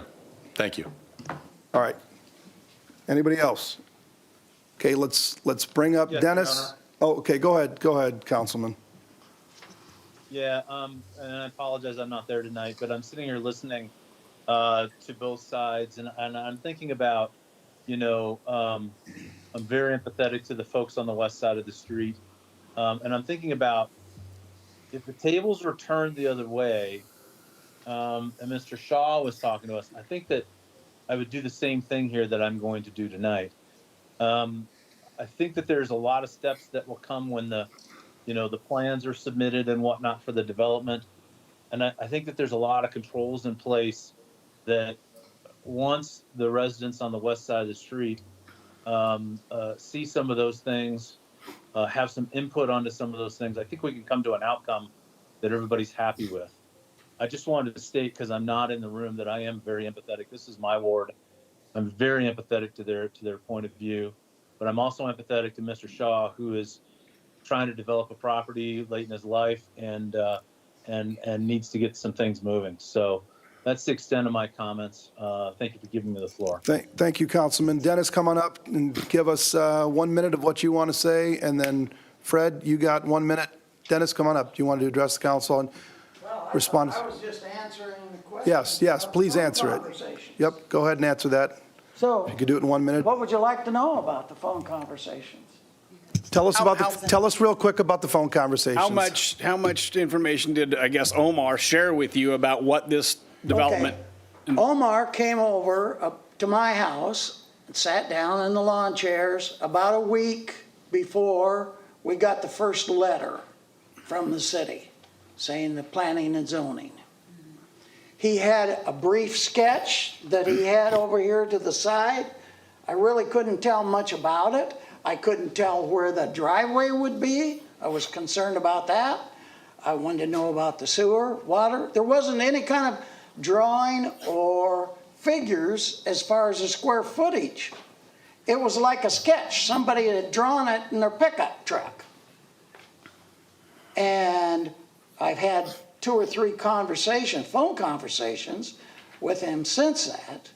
And he says they feel that this plan with 7 plus 1 lot for the street was a compromise.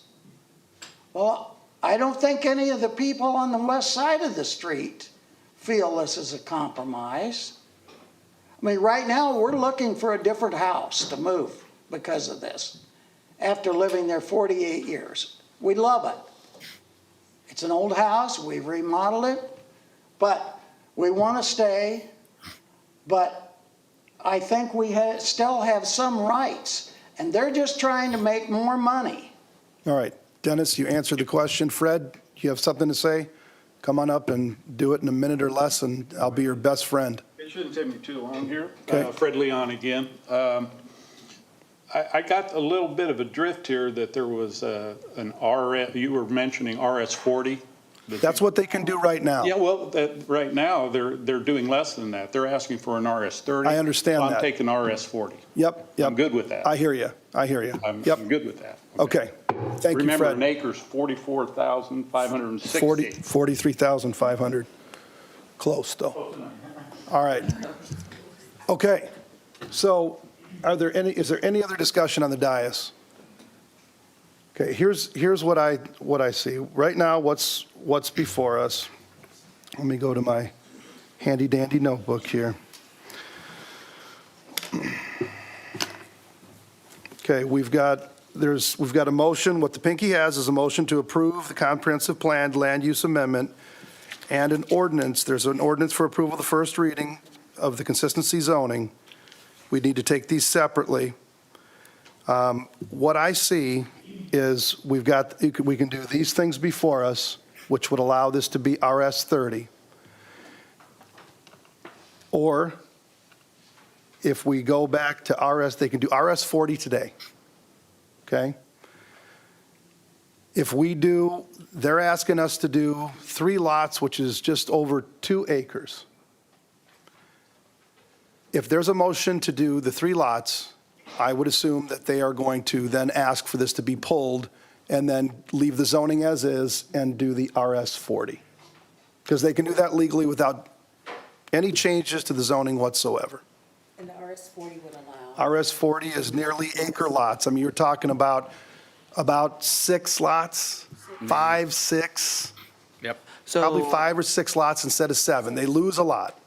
Mr. Mayor, what you're saying, They lose 2 lots. so what you're saying, under the present circumstances, and thank you for sharing. Thank you all for sharing, by the way. This was really, really informative, and we learned a lot. But, and what you just said was, if they built 6 lots with 40,000, you'd be cool with that. But if we change it to R30, RS 30. they would make a 7th lot. Right. They could make that 7th lot, and that's what a lot of folks here are not pleased about. It comes down to, under current law, and based on where that house is, it sounds like they could do maybe 5. Maybe they got creative, maybe 6, but probably 5. 5 versus 7 is what 5 we're versus looking 7. at. Right. They're asking us to do RS 3. 40 would allow 5 to 6 lots. 5 to 6, and RS 30 is the 7 they think they could get in that are Plus one 3/4 street. acre. Currently, we're That includes the house. That includes the lot that the house is And on. that also then would be 1 lot for the street, right? So what, Part of that is the street as well, right? Yeah, there's a street lot. We had Right. proposed 7. The reason we asked for the RS 30 is that where their house is situated, if I make it RS 40, it goes into the house. Now it's not a legal conforming lot. So then I lose that one because I got to stretch it to another one. Then I'm down to 5 homes. right, it's 5 or 6, it'd probably be 5. but you could, I'm spending What- the same amount of money on the cul-de-sac for fire district for 5 lots. Okay, what I'm going to do is I'm going to ask, So Lynn, I'm going to ask for a motion. I've got one clarifying question. Go ahead, Kevin. Lynn, so right now, they could put in 3 lots at 2 or 3 houses at 2 acres, but they would all have to have driveway access onto 60th. So can you not do that? Right now, they could do as small as a 40,000 square foot lot. But would could they to have meet street frontage. access on 60th, or do they have to have this cul-de-sac? I would think the traffic study would discourage having multiple driveways on there, but we have not, as far as I know, we have not done that yet. They might discourage, but it's not that they can't do it. It may be possible. I do not know the answer to that one. Okay. Okay. What really confuses... Mr. Mayor, I do have a motion once, Okay. Well, we got to take the resolution first. Can I get a motion to approve the resolution for approval of the comprehensive plan amendment? I will make that motion. Okay? but you'll ask for. But I do want to share one more thing, may I, Mr. Mayor? You got to have a second. We've got to get a second on that. And then I'll share something. But where the 30 comes in is in the ordinance, right? Not the resolution. Yeah. Okay, so we'll do the resolution first, we'll vote on that, and then we'll ask for a motion on the ordinance for 30,000 square foot lots. We'll ask for a motion in a second. If that dies, then I will take another motion in a second. Okay, so is there a second for the resolution for approval of the comprehensive plan amendment? Second. Okay, it's been moved and seconded. Please vote. Yes.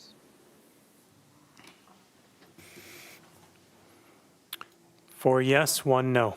Okay, now I would ask for a motion to consider the first reading. This deals with the 30,000 square foot lots. Is there a motion for consideration of the first reading? I will make a motion. Okay, it's been moved. Is there a second? Second. Okay, it's been moved and seconded.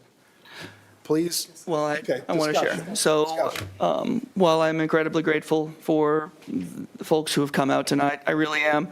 What I'm hearing is, and I'm just going to put it as bluntly as possible, we have a job to do up here. And that job is dealing with issues like this. And if our future development is going to be driven by the difference between a 7 versus 6 homes, which is what we're talking about. We just looked at the math. That's what we're talking about. If the difference, if how development is driven by folks who live 130 feet away, which is not far away. It is close. However, I do think that, how best to put this? I think we would be better served if we pass this resolution tonight, not because we didn't hear what you had to say, but because the difference between 7 foot, I'm sorry, not 7 foot, the difference between 7 houses and 6 houses to set a precedent for future city policy, I don't think is probably the best way to go at this moment. That is my opinion, and I know you disagree, and I appreciate it. I am supportive of this because I think they will be very nice homes. I think they will be right across the street. I don't think they will be a traffic concern, but also the difference between 7 and 6 homes is not to the level, in my opinion, as a council member, to warrant setting a precedent for future development events. So. Okay, thank you, Councilman. Your Honor. Yes, Councilman Lotz. One quick question. I am very empathetic to the folks on the west side of the street, but I too am in the same boat as Councilman Hudson. And from a philosophical perspective, I don't want to be in a point where we're governing the city worried about 4 cows or 3 cows or 7 lots or 6 lots. I don't think it's a sustainable practice. Thank you. Okay, thank you, Councilman. Anybody else? Any other discussion before we vote?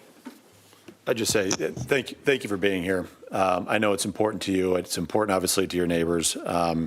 I appreciate, Jamie, you being here and outlining a little bit more about the covenants that you intend to put in place to ensure that this is a development that's not going to be an eyesore. This is a development that's not going to draw down property values, but frankly, perhaps increase property values. So, I appreciate you all being here. Okay. Is there any other discussion before we vote? I'd just like to add as well that I appreciate this dialogue and this discussion. It's really hard when you sit in this seat and you have to cast a vote that it's going to make some folks not happy and some folks like, okay, I get to proceed.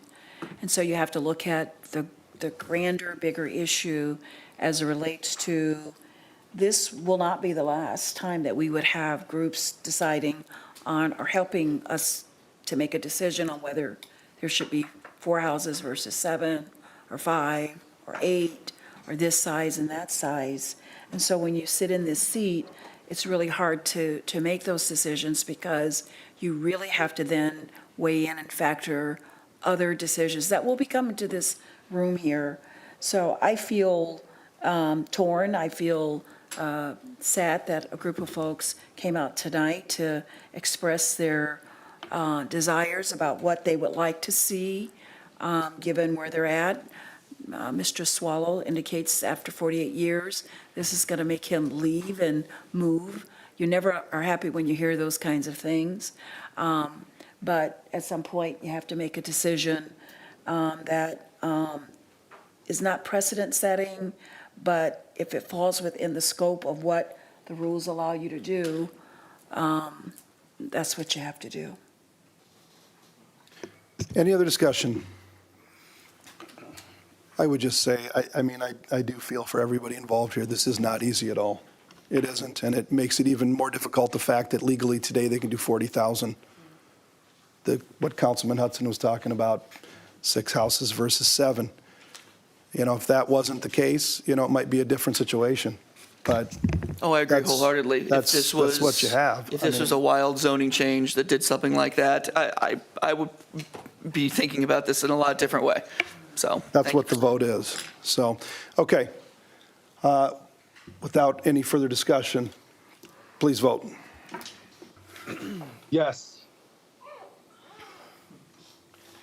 4 yes, 1 no. An ordinance amending the official zoning map of the city of West Des Moines, Iowa, 2024 by amending Title IX zoning, Chapter 4 zoning districts and maps. Motion to approve. Okay, is there a second? Second. Okay, please vote. Yes. 4 yes, 1 no. Sorry, it didn't go your way, folks. Okay, item 6A is approved. We'll now move on to item 6B. This is the time and the place for a public hearing to consider Pavilion Park, generally located 1,600 feet east of South Grand Prairie Parkway and south of I-80, amend comprehensive plan land use map to designate multi-use, detached residential and mixed residential land use classifications initiated by Pavilion Park LC. Ryan, did you please read the date the notice is published? July 2nd, 2024 in the Des Moines Register. And have you received any written comments to this hearing? The Plan and Zoning Commission, by a vote of 7 yes, adopted a resolution recommending approval of the comp plan amendment. Okay, anybody from the audience who would like to address council on item 6B, please come to the podium, give us your name and address for the record. Anybody online, please hit *6 to unmute yourself and do the same. Is there anybody either in the chamber or online that would like to address the council on item 6B?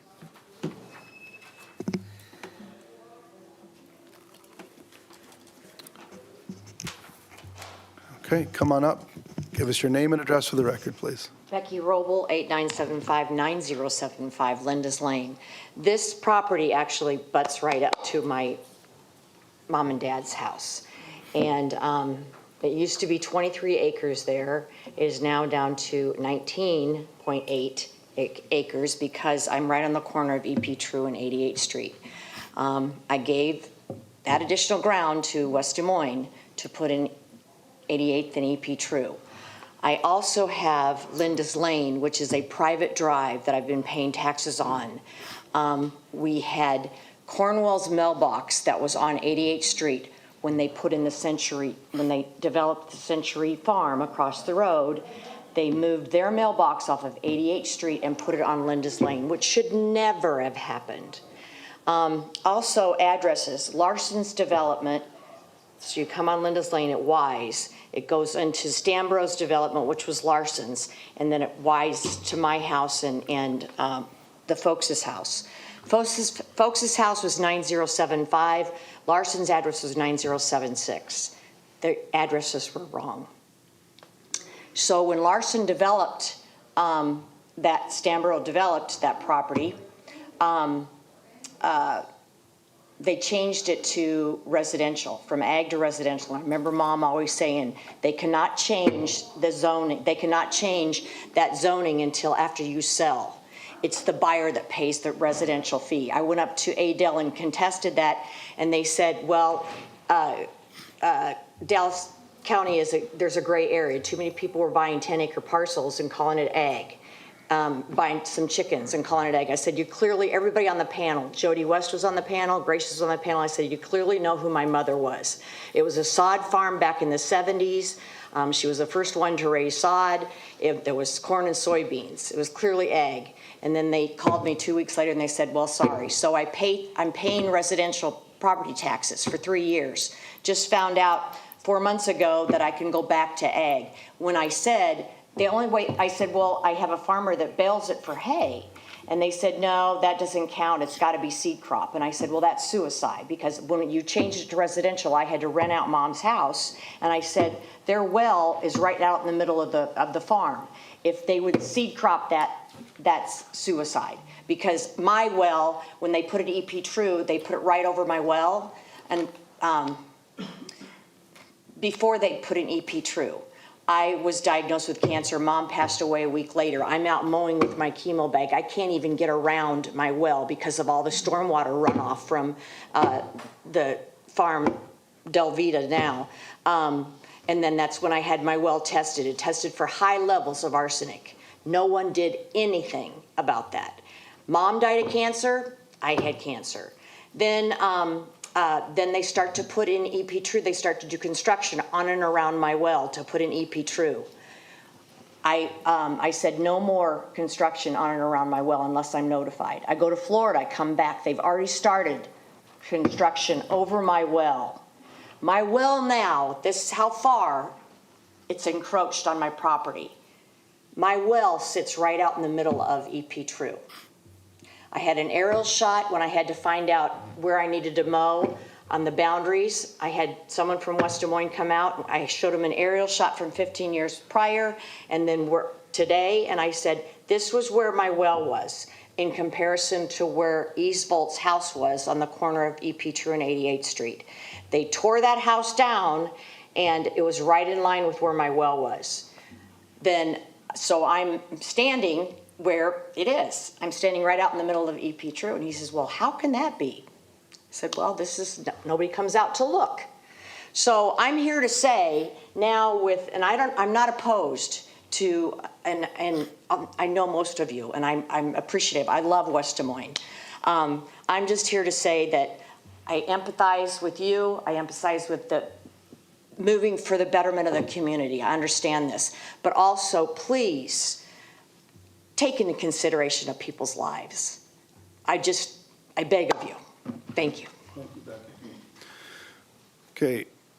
Anybody else that would like to address council, come on up. Give us your name and address for the record. Roy Scoglin, 33061 Fox Creek Drive. I live just south of Pavilion Park. Just want to say I appreciate your concerns with the other neighbors and their development. Hope you keep that in mind when they're developing Pavilion Park. A lot of residences back up to the new development. We have larger lots, been there a long time. Mine, there's a lot of runoff coming down to my yard from Pavilion Park. Want to make sure all that's taken into consideration as well. Just keep in mind, there's folks that have been there a while behind it. Thank you. Thank you so much. Appreciate you being here. Thank you. Okay, anybody else in the chamber that would like to address the council on item 6B? Okay, is there anybody online? Hit *6 to unmute yourself. *6.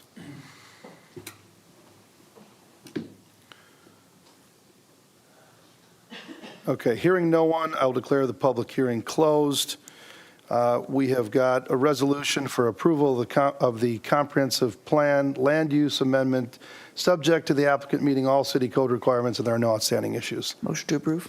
Okay, it's been moved. Is there a second? Second. Okay, it's been moved and seconded. Any discussion?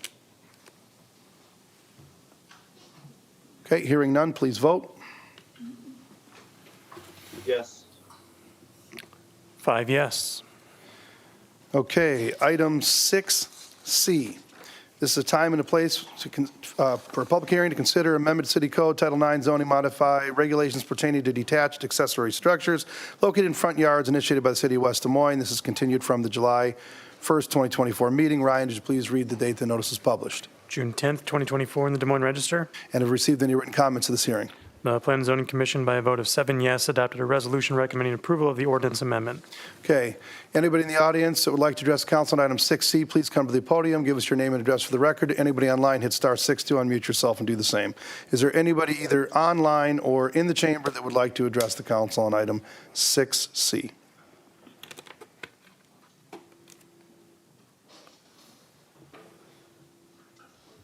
Okay, hearing and seeing no one, I'm going to declare the public hearing closed. We've got an ordinance amendment for approval, the first reading. There are no outstanding issues, and this was approved unanimously by the Development and Planning City Council Subcommittee. Move consideration of the first reading. Okay, is there a second? It's been moved and seconded. Any discussion?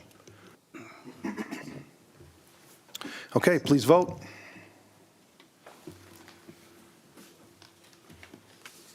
Yes. 5 yes, an ordinance to amend the City Code of the City of West Des Moines, Iowa, 2024, Title IX zoning pertaining to regulations for detached accessory structures. Move approval of the first reading. Second. Okay, please vote. Yes. 5 yes. Okay, item 6D, this is time and place for public hearing to consider amendment City Code Title IX zoning, Chapter 18 signs, modify regulations pertaining to the expiration dates for long-term temporary sign permits and sign contract licenses, modify provisions for enforcement of signs on public property, and the process for sign variances and appeals initiated by the City of West Des Moines. Ryan, just please read the date the notice is published.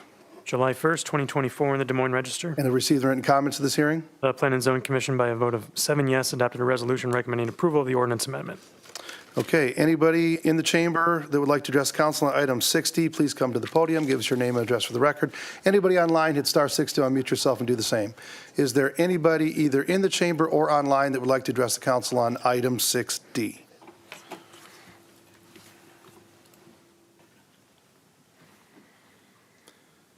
Okay, hearing no one, I will declare the public hearing closed. We've got an ordinance amendment for approval of the first reading. There are no outstanding issues, and this was approved unanimously by the Development Planning City Council Subcommittee as well. Move consideration of the first reading. Second. Okay, it's been moved and seconded. Is there any discussion? Okay, hearing none, please vote. Yes.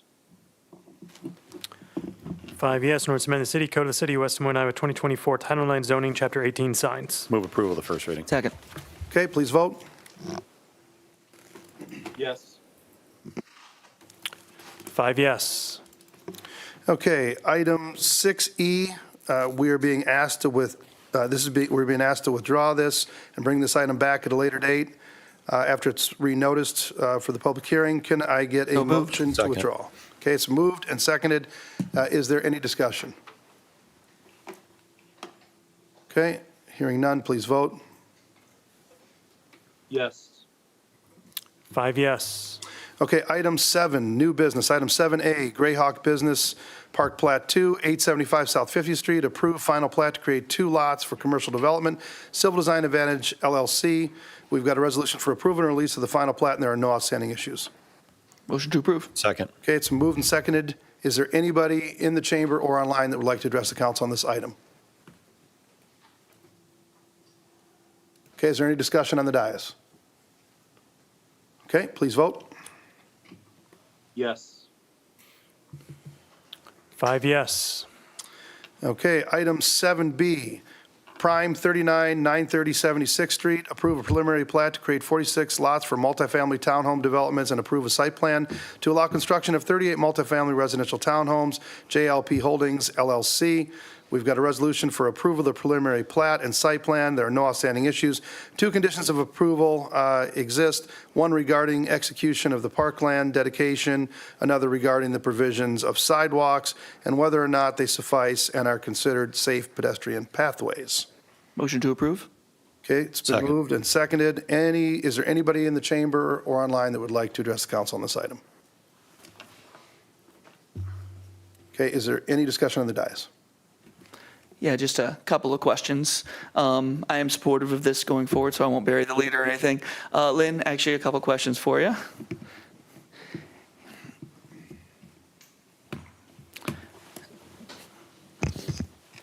So when it comes to this particular area, actually it kind of ties in with what we were talking about before. When it comes to buffers, when it comes to making sure the character of the neighborhood stays the same, when it comes to changing of zoning, this has never required a changing of zoning whatsoever. And I want to say that when it comes to this preliminary plot, I really appreciate the work that the developers put into it. I really appreciate the work the staff has put into it. Certainly the neighbors who are just south of this development have been very interested as well. But when it comes down to it, I think when everybody's working together, everybody's on the same page, I think it can make a big difference. So really appreciative of that. So Lynn, when it comes to a timeline for everything, and I know this might be a better question for the developer, is there, when it comes to like the site work beginning, when it comes to the construction of berms and fences and more buffering things, do we have any knowledge of when those might be? And I'd be happy to entertain if you could share a couple things too. Yeah. No idea. Certainly. I know you've been in real great communication because you've all been communicating so very well, so, but I think there's some residents listening online, so. Yeah, Nick Jensen with Caliber, 3611 Northeast Otterview Circle up in Ankeny. As far as timeline would go, we're mobilized out there to start with the dirt work and then have a pipe utility crew that'll move in the next couple weeks. Goal would be to get our development as far as infrastructure in this year and onto the vertical construction with most of these units getting sold next year. They're all for sale, two-story townhomes. With that, the site work, the rough grading will include that berm area on the south. And then as we're working through the details of landscaping, final site grading, the berm will then have plantings that are part of that, as well as the fence that goes in. In the interim, that berm area will likely be where we stockpile our black dirt. And so the berm will probably be bigger than what it'll end up being ultimately in width and height. And it's the sensible spot on the site for that to go while we're doing all of our construction work. And Nick and I think we appreciate that because that's really just a great gesture you make to the neighbors on the south side because we have this berm coming in. You stockpile the dirt on the south side. I know the folks east of 76 did the same thing while the Cunningham was being created too. So, and I think that makes a lot of sense. So when it comes to like future decisions of trees and everything, those decisions do those come later? And when it comes to like the type of trees, where they go, I know you can see them on the specific plot, like tree is here, tree is here. Do those specifics come up later? Those would be as part of this site plan specific. They're detailed in that. All right. I don't think, and I'm not sure if I've gotten to take a look at those specific down to the details, but no, thanks for the information on the timeline. Thanks for the information on the buffers when it comes to the type of trees. And I think there's eventually going to be a retention pond there too. That's going to be on the southwest side.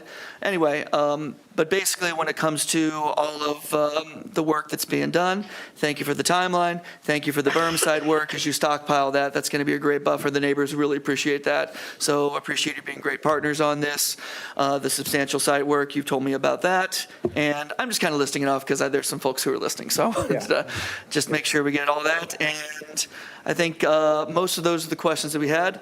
Again, Nick, to you and your team, very, very grateful for communicating, very, very grateful for, just working together in these ways to make this development happen. Oh, and very grateful for the fact that you're going to be producing a great product there. All right, it's always been medium density. It was never single-family homes. It was a medium density, and what you're bringing in there, I know there's the other ones on Stagecoach that are going to be similar, that already exist and are similar, is that right? Right. Those are the ones we're talking about? Yeah. And those look great. And in essence, when it comes to a couple of homes that have been sold recently in the single-family neighborhood at the south, these are actually pretty much, even though they are townhomes, these are going to be comparable in price to those. So grateful for bringing another product that's some new housing stock that's going to be delightful. So thank you very much for answering questions. Councilman McKinney, feel free to use the word grateful. Yeah, I'm grateful. No, I think the folks in Ward 2 and in that neighborhood are fortunate to have somebody like Caliber coming in and building a product like this. I know you've got another product in the city that's very similar, so just thanks for the investment in West Des Moines. Thank you. Yeah. Yeah, and I would say as well, I mean, Councilman Hudson's been very thorough in making sure that he's doing his homework and looking very carefully at this development. He understands the quality work that you guys do, but, you know, we had, I don't know how many years ago before Ruth Chris came in, we had several meetings with the neighbors that back to this, and Councilman Hudson spearheaded a lot of those, and we worked with the neighbors to do what we could to assure them that quality development was coming in and that their investment in their homes were going to be safe. And so that's maybe why there's so many questions and why we're looking at this so hard. So we are grateful that somebody of your caliber are coming in to do this development. So thank you so much. Thank you for being put on the spot for a moment, Nick. I appreciate it. Okay. Any other discussion before we vote? Okay, why don't we just take 1 second here, wait for Councilman, well, let's keep the voting machine open. Please vote. Keep the voting machine open. Yes. We're just going to take 1 second here, and if you can, perfect, right in time. We're keeping the machine open for you. You know, I'd like to see him walk in, one of these. Yeah. Councilman Trevilian votes aye. 5 yes. All right, perfect. Item 7C, plat of survey parcel 24-61 and 24-62, northeast corner of Mill Civic Parkway and South 88th Street. Approved plat of survey to create 2 parcels for financing purposes, PFC WDM LLC, We've got a resolution for approval and release of the of the plat of survey. There are no outstanding issues, but there are two conditions of approval.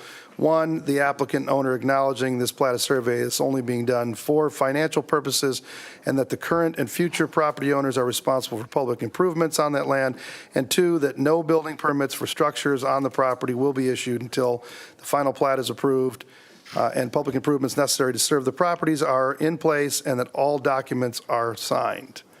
Motion to approve. Okay, is there a second? Okay, is there anybody in the chamber or online that would like to address the council on item 7C? Is there any discussion on the dais?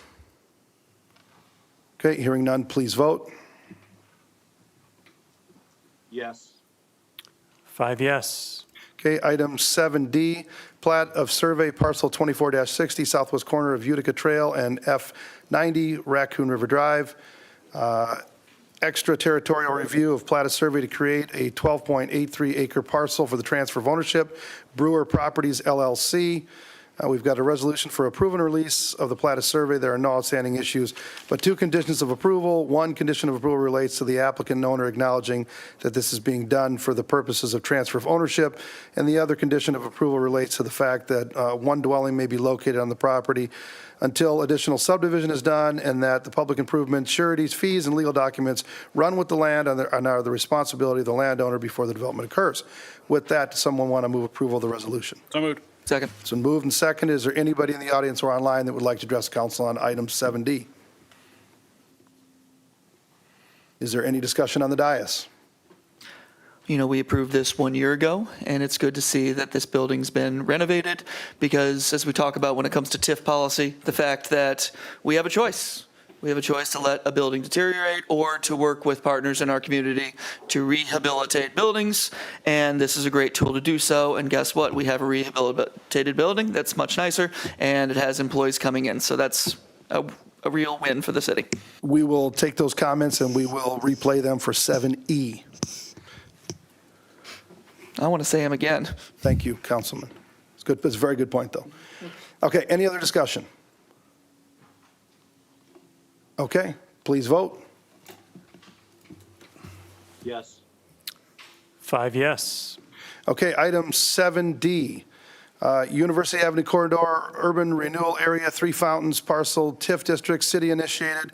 We've got an ordinance for approval, the first reading, and there are no outstanding issues. Someone want to move consideration? So moved. Second. Okay, it's moved and seconded. Is there anybody in the chamber or online that would like to address the council on this item? If not, I will go to Councilman Hudson to replay his last comments. Oh, no, I don't need to. We'll just apply them to Okay. that because I misheard what you said and I was on the Yes. wrong tab, Yes. so. No. We knew exactly That's all where right. you were at. So and my you- sincere apologies. You make a very good point. This, we've had the opportunity to go tour, some of us tour this facility, and this is economic development at its finest. We're helping renovate this building. It's going to be something great. ITA Group, I believe, is moving in. There will be some other clients as well. This is going to be a phenomenal project. Okay, please vote. Yes. 5 yes, an ordinance providing the general property taxes levied and collected each year on certain property located within the University Avenue Corridor Urban Renewal Area in the city of West Des Moines be paid to a special fund for payment of principal and interest on loans, monies advanced to, and indebtedness, including bonds issued or to be issued incurred by the city in connection with the University Avenue Corridor Urban Renewal Area, Three Fountains ordinance parcels. Motion to approve first reading. Okay, is there a second? It's been moved and seconded. Please vote. Yes.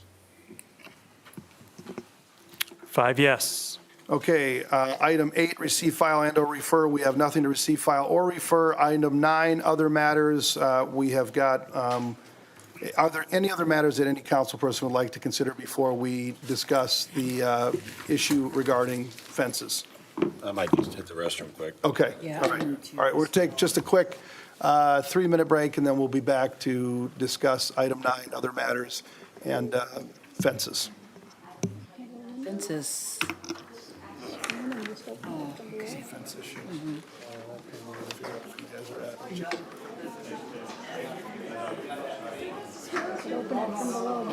Sorry about that. I misheard.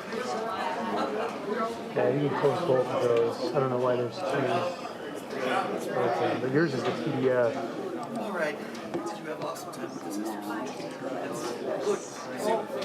So I can just do share screen and then share the. Yep, that'll work. Okay. You may just want to X out of that tools thing to make it more full screen. Yep. That should do it. Okay.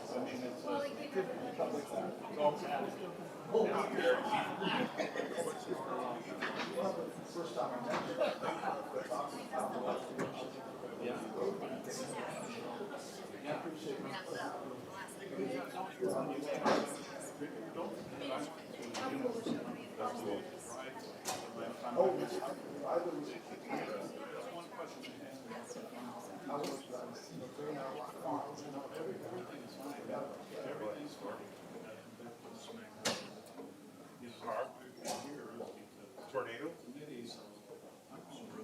Well, that's why I went out, because I was looking, they said there was a tornado over Des Moines.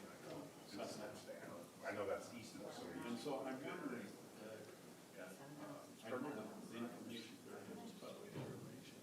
but if they're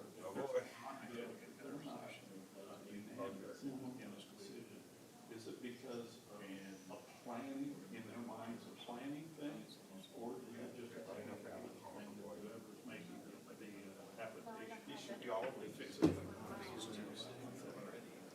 what I mean? And I'll tell you a lot about That's exactly. This is nobody at least 5 times, and he's only been, what, 15, 14, 15?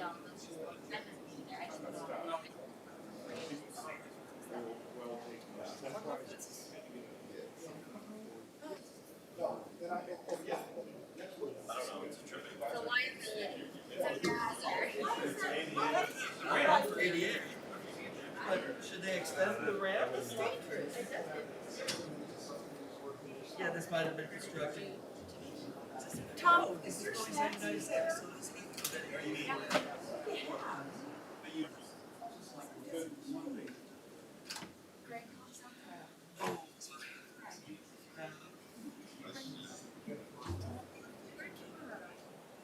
Restroom. Restroom.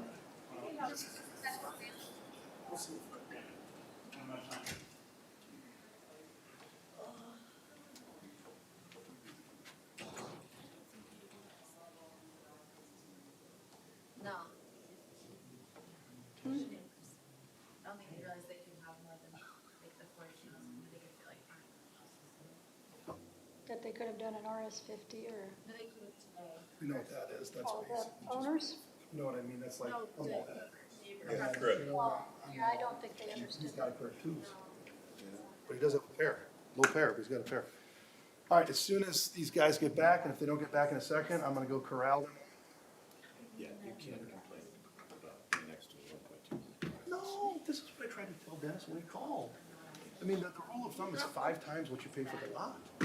So if you're paying 200, I mean, 250, 200, that's, God, if he gets 250 for 3/4 acre, he might, probably will. I figure if we stay here long enough, it just easier come away.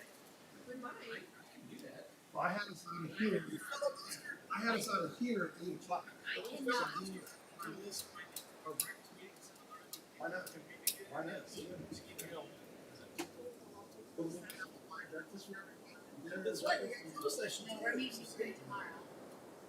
No.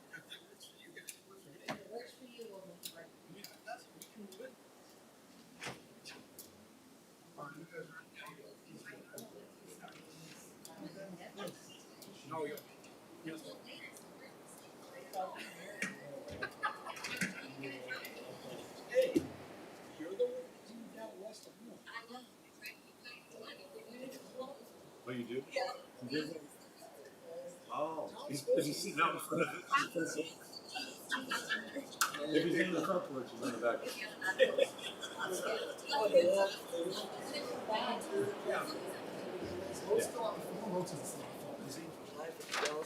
Probably. Doug? Doug? Nope. When I didn't think he was, when I didn't think. Are we in, oops. Doug, are you there? We're still in our regular meeting. Doug, are you there or no? Okay, it's okay. Here, waiting for you all to get back. Oh, you are there. Okay. You surprised me by joining the meeting.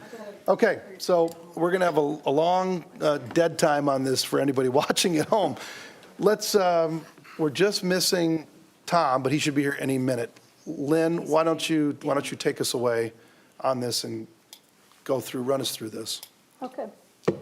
So you heard a lot tonight about context and about kind of the look and feel of the West Des Moines, and this kind of dovetails right into that tonight, so this works out pretty well. So, as part of that comp plan, we've done a lot to try to make sure that we are promoting West Des Moines and that everything we do is at a quality level, that it's aesthetically pleasing, that it's safe, that it really kind of promotes and helps keep West Des Moines as a little bit different than some of the other communities. I've kind of put on this slide here a few of the comments from the comp plan, that we're working to ensure good quality development and find that balance between the built and the natural environment, but really strongly trying to create those unique aspects to West Des Moines. The zoning then is that tool for us to get there. So one of the things that we're going to talk about tonight is fences, and it's really about non-conforming fences or lawfully established fences, but I just wanted to make sure that we're stressing this idea across the community of what we're really looking at. And so maybe this won't work. I'll go this way apparently. So the images on your screen are obviously only one of them is West Des Moines. And this is what we try to do is make sure that things like this are not happening in West Des Moines. We're very cautious of visual clutter from signage, utilities, views of parking, loading areas, loading docks, garage doors. We're very much aware of mechanical units. Tom normally yells at me because I point these things out and then he says he can't drive through other communities without noticing all these things. But rooftop units, wall-mounted units, ground mechanical units on buildings, we make a very conscious effort to make sure those are screened. Our commercial areas, if you were to go drive down Mill Civic Parkway, they just look totally different. And Mill Civic is even wider than a lot of these roads that you're going to see. So, the things that we do in West Des Moines are done with a purpose. They're done for that reason. So as I'm not used to doing this way. It's a really good picture. Which, all the others? Depicting the difference. Yeah. Hey, I just want to remind everybody, talk in the mic. We are still live. We're still in the regular meeting. We're on other matters. We're still being recorded. So just a reminder for everybody. Thank you. A lot of these things are until you really start paying attention to them as you're driving around. So, as I noted, the zoning code, as far as fences and as far as non-conforming, it has a point-blank statement or a policy that land that's been developed, essentially whenever possible, we're going to bring it into compliance with whatever today's codes are. So we'll talk a little bit later about why we change codes, but over time, as you know, how many amendments did you do tonight? A couple of those were for zoning matters, things that change or how we're going to address things or new trends, different things that we're going to look at. So we're always kind of changing those codes, and sometimes that does mean that you're going to put something out of compliance, obviously with the idea eventually we'll someday get it back into compliance. So that's partly what we're talking about. So as we talk about our non-conforming portion of code, which is Title 9, Chapter 3, conformance required that no building or structure shall be erected, reconstructed, moved, or structurally altered without bringing it into compliance. And that our purpose of the nonconformance code is that we intend to bring buildings and structures into compliance when we can. So those are kind of key components to this. Now, anything that is considered nonconforming or legal nonconforming means that it was lawfully established. In the sense of fences, until 99, we did not require a setback along the roadways. You could have a corner lot, you could have a rear lot that butted up to a street, and that was a 0 setback, whether you were a 4-foot or a 6-foot fence. In 99, there was an ordinance passed that then put a 15-foot setback along those roadways. And that's kind of the crux of the issue that we have going on here, is we do have fences that were constructed that way that are kind of aging to the point where they need to be, a lot of them need to be reconstructed, not just maintained or repaired, but totally reconstructed. And Lynn, just to clarify, the 0 setback to 15-foot setback is only for 6-foot fences, correct? Correct. 6-foot 4-foot can be built on the lot 4-foot line. can still be on On the a lot side line, yard. On Yep. on the property line of anything that abuts a That's road, a okay. side lot line, or even a rear lot line if you're a double frontage lot. Now, we do have provisions for vision triangles that we're trying to make sure that people can still see around those 4-foot.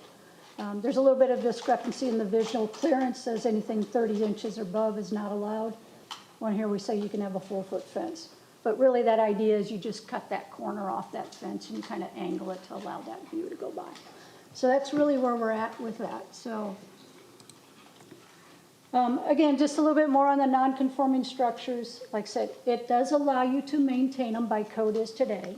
But as soon as you want to structurally change it or totally reconstruct it, that is when it is, per code, you are supposed to bring that into compliance with current regulations. That would mean if I'm going to reconstruct my fence that was 6 foot at a property line, I need to now set it back 15 feet. We completely understand somebody who's had that fence there for years goes, why? And unfortunately, there's some reasons why we have that provision setting it back.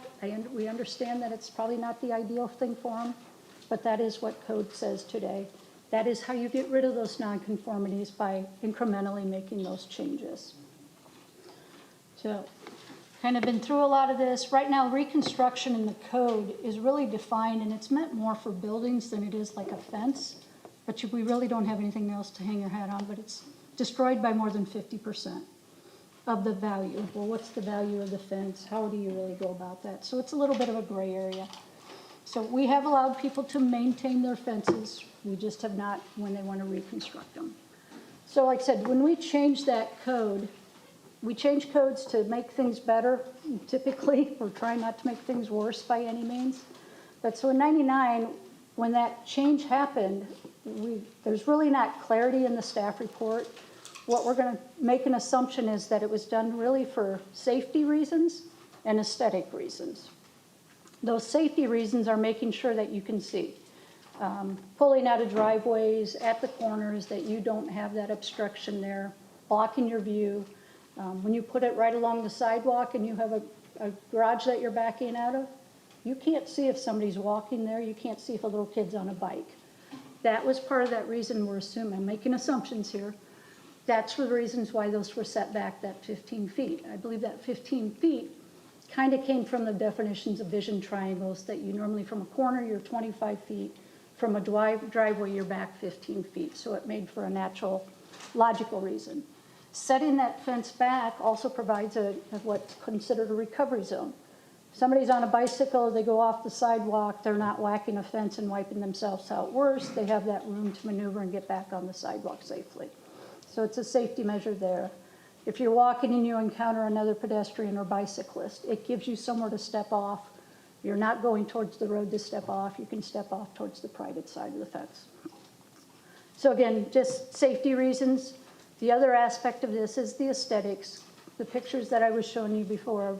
West Des Moines is a very green community. When you drive through West Des Moines, you may not be able to put your finger on it when you're driving through, but you just kind of get that feeling or that sense that it's a little bit different. take our Mill Civic Parkway and the 60-foot buffers in green that we have along it and go compare it to any of the roads in Ankeny or Merle Hay Road or any of those, and you get that feel and you get that sense of difference. So we're very cautious about bringing that green into the city. Having that green along the roadways, it just softens the pavement. You don't have it, it's not as harsh of a feeling. Gives you that opportunity for trees that help for pedestrian comfort on sidewalks. I'll show a picture, I think, here in a minute of the alley effect when you let those fences be so tight to the road. And overall, it's just a nicer experience for pedestrians. We want to promote walkability. It's nicer to walk against some green open space with some trees than it is against a 6-foot fence. So keeping in mind, as Kevin mentioned, a 4-foot fence can be located on the property line. It could then, it still can be today. But then vision triangles is something that we need to do a little better job of watching and making sure we're enforcing. Could that be a front yard property line too? A front yard property line can have a Right along a 4-foot sidewalk? fence, right along the Well, that's sidewalk. what I was going to ask you, is what this setback, what does it apply to? If this is my lot here and there's a street here and a street here, it applies wherever there's a street. Yep, it would reply, because those are considered front yards. Anytime you have a street, it's Okay. a front yard. Now, you can have a double frontage lot, which means I got a street along the front and I got a street along the Okay, back. so if I'm a double frontage, okay, right.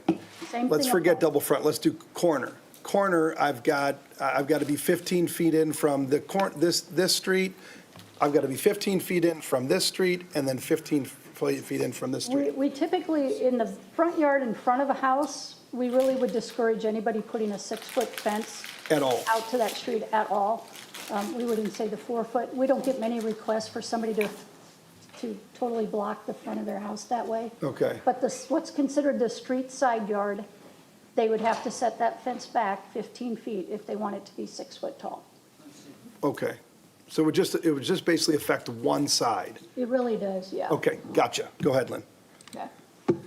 So this has kind of come up from, we get several requests for people when they want to rebuild. A lot of people will call us, not everybody does, but this came up as 913 26th Street, which is the fence on this side here, the taller of the fence.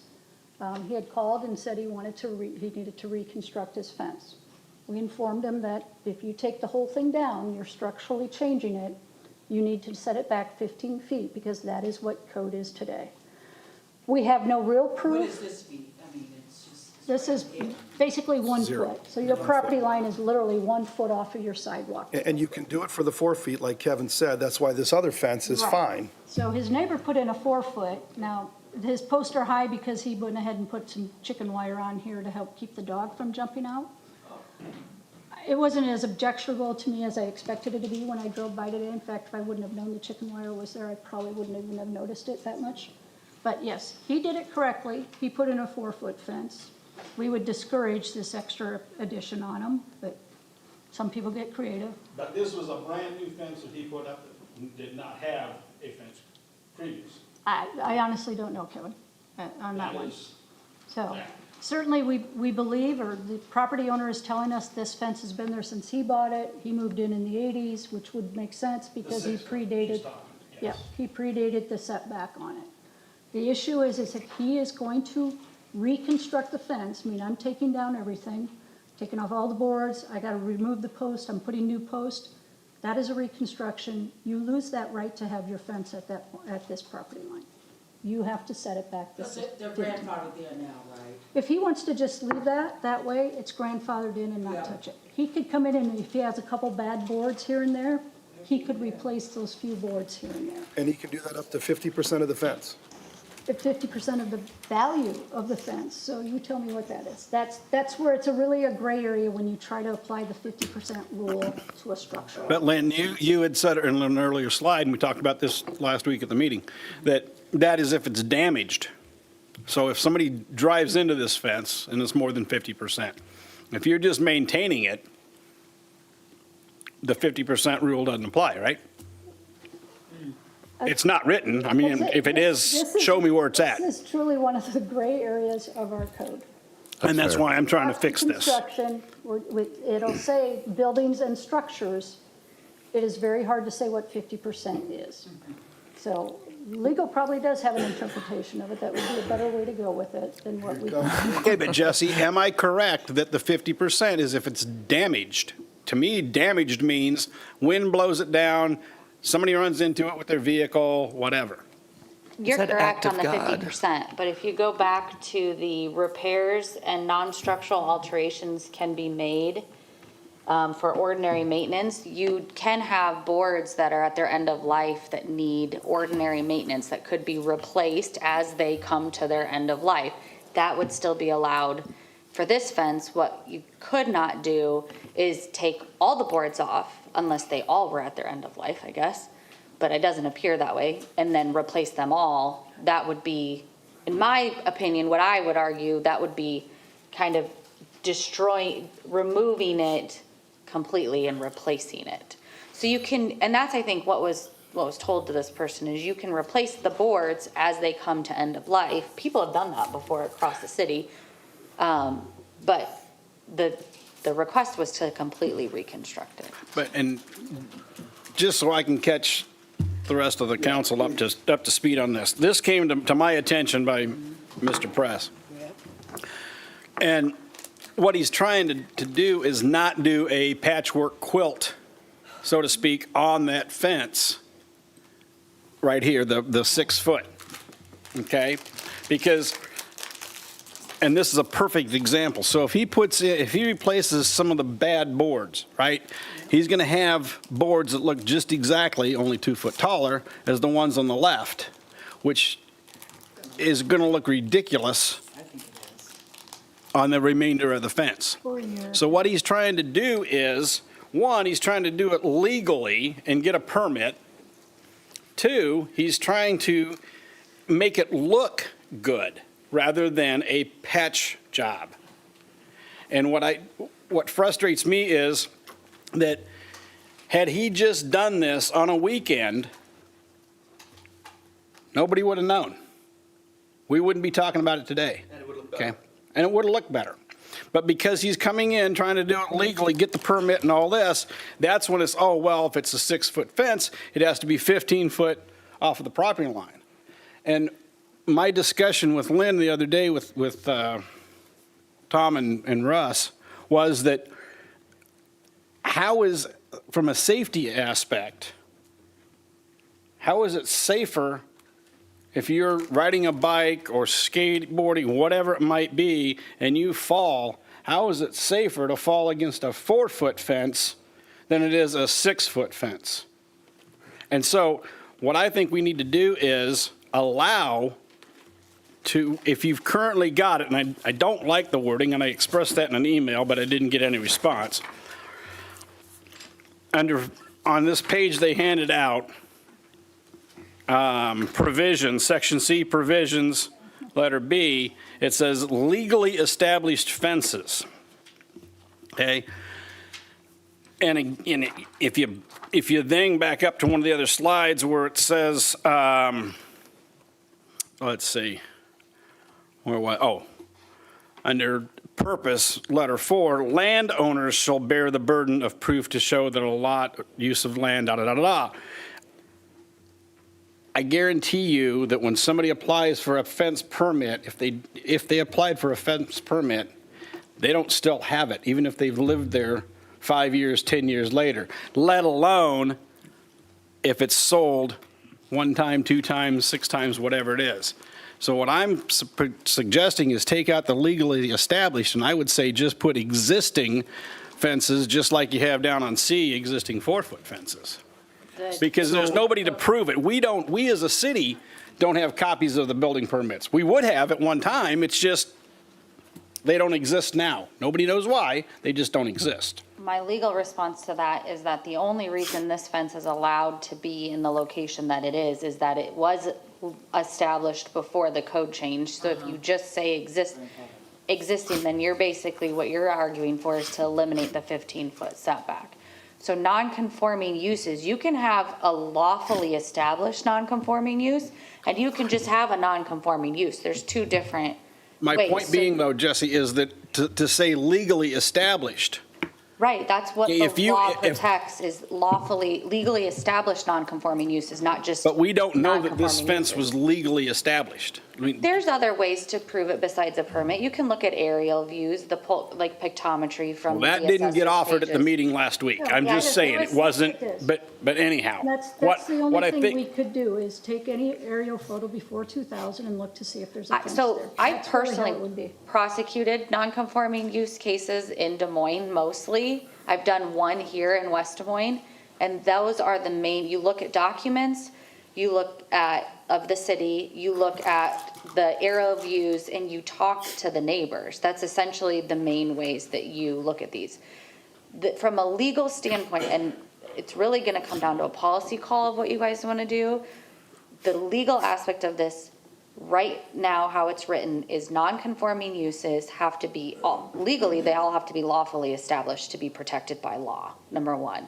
Number two, if you, you have the choice to kind of expand that protection beyond they're destroying it, replacing it. But the law says that you cannot destroy your legally established non-conforming use.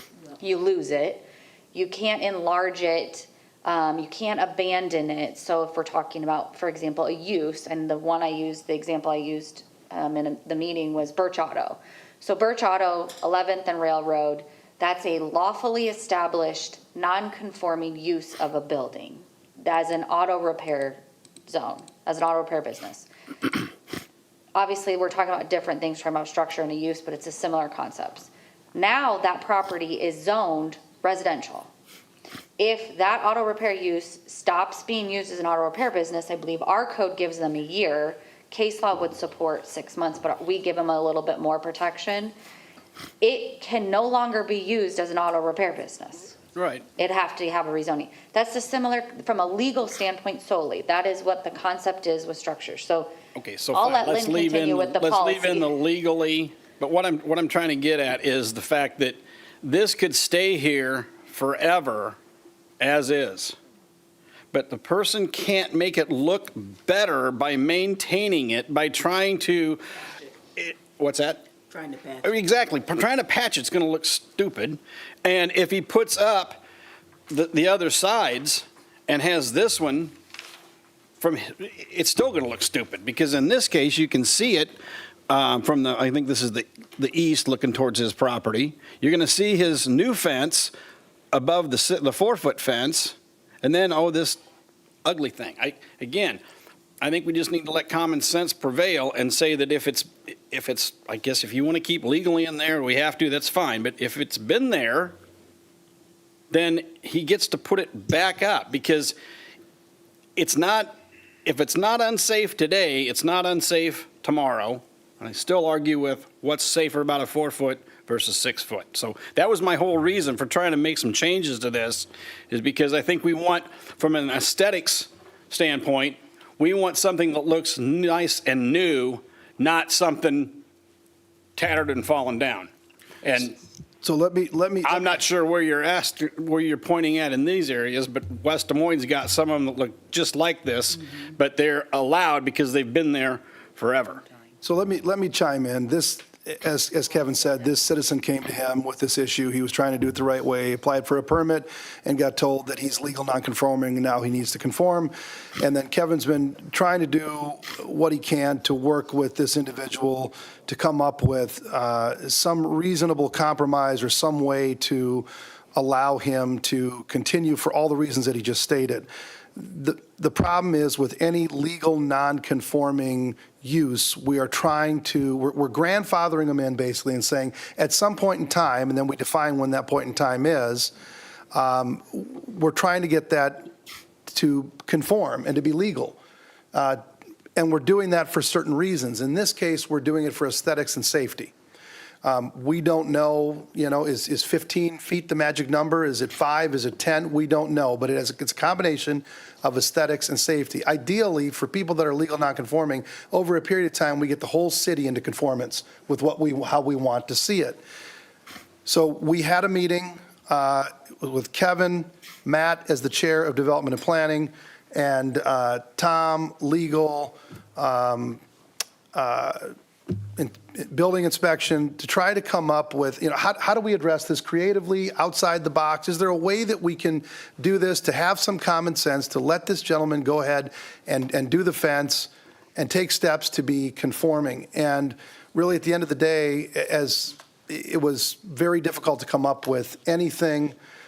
So where we're at now is Kevin has got some wording, which you see right here in. Well, that was drafted by staff, a very, very, very, very rough draft. Okay, a rough Just so you draft know. by staff of what Kevin's proposal would be, and you heard from Kevin on what he would like to see done.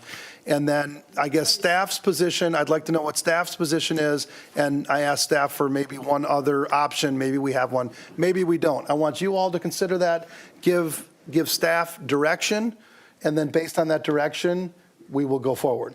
So there, I think there's a, I'll go ahead, Renee. This issue is being brought forth to rectify not only this particular situation of Kevin's. Right. Or it should be, it's not.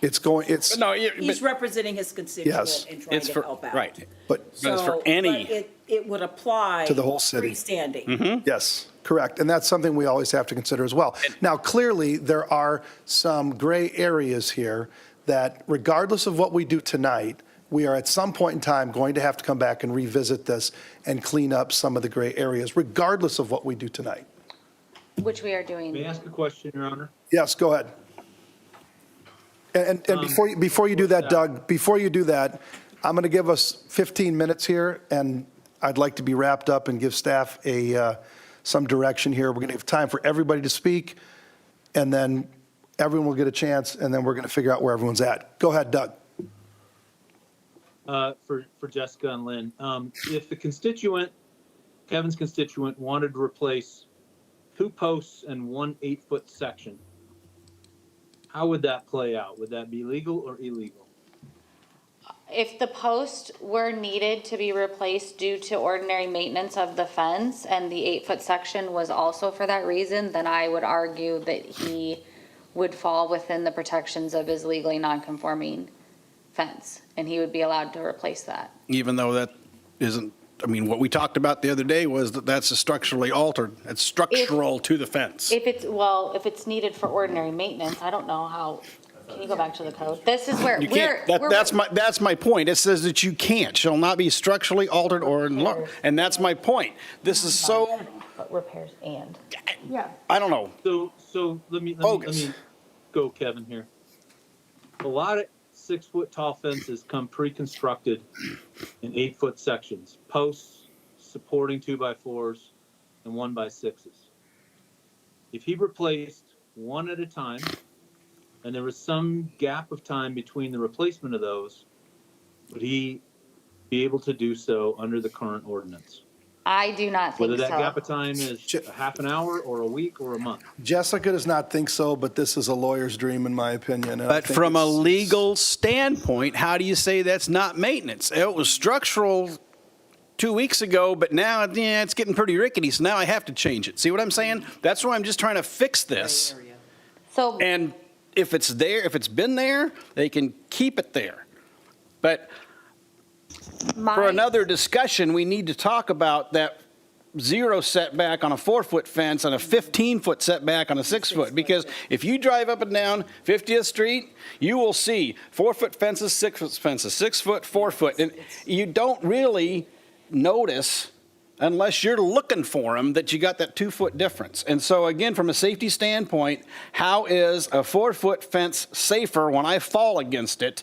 Because it's made of the exact same material, it's just 2 foot shorter. I don't think it's falling against it. I think it's. They a said it site- was. I think it's a site triangle. Falling against it's just one aspect of that. They said that was a safety aspect, so if you fall against it, you've got that buffer zone on a 6-foot fence. Well, that is true. I mean, that is But you true, don't but- have that on a 4-foot. And I again, think What do you mean fall against it? if you're riding your bike right along the sidewalk and you wipe out, you're going into the fence. But maybe what that really means, though, is 4-foot fences Should be maybe set should be back set back 5 foot. No. Or a different Right, setback to right, provide that, right. and to provide the green, and to provide the other things. But the big thing is the I site, the can big thing put is the site bench- triangle. I can put bushes all, because you said this, Lynn, I can put a 4-foot fence up and put bushes behind it that are 8 foot tall, and it's allowed. So that's Not not if a it- safety issue. but not if Or it- I can plant bushes all along that 0 setback, right? But not if it impacts the site triangle. Then Yes, we that would is come and correct. make them take that down. That's a different It'd be a section. horrible fight, but we'd make them. I'll just add, Wait, hold on. Doug, do you have any more? I want to make sure Doug gets out what he has and contributes what he wants to contribute before, and then we'll move on to Matt. No, I think what I was trying to communicate is I think that there are ways the constituent can replace the fence without being out of line with the current ordinance as it reads. Okay, and I would say there's enough gray that you're probably right, but yeah, I think, I don't know where I stand on all this. I feel like, well, we have to, yeah.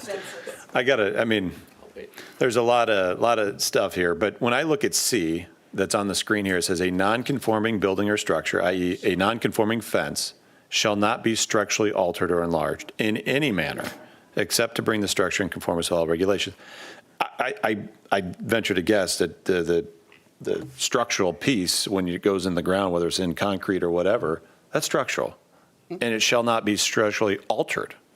So, you know, I on the one hand, I think that's probably in need of correction in some regard. I don't know what the answer is. I also look at the reconstruction, and I'm with you, Doug. I think, you know, hey, we do a third of the fence this summer, do a third of the fence this fall, do the remaining third next spring, and I think I look at it, and I don't know that there's anything that would be inappropriate, but I can appreciate and respect Jessica's opinion that two people can look at the same thing entirely different. And so it's gray. But why play games with it? And that's what we're doing. We're playing games with the ordinance. And that's why I'm trying to fix this.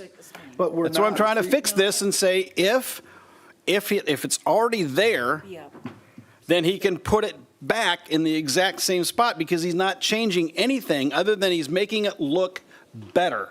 So what That's you're it. saying, I just want to make sure I understand. So like, bring up that picture, 'cause that was a good picture. Of his property or Yeah, of the other fence, properties? fence. So this fence, you're saying, allow him to do the same fence, okay, right? Okay, keep the same height, right? Because he already has that anyway. If he left it like this, then he could leave it like that for the next 10 years. So what this person is trying to do is create the same fence, but make it look with newer. And we have an ordinance that says, if you make structural changes or whatnot, you have to conform.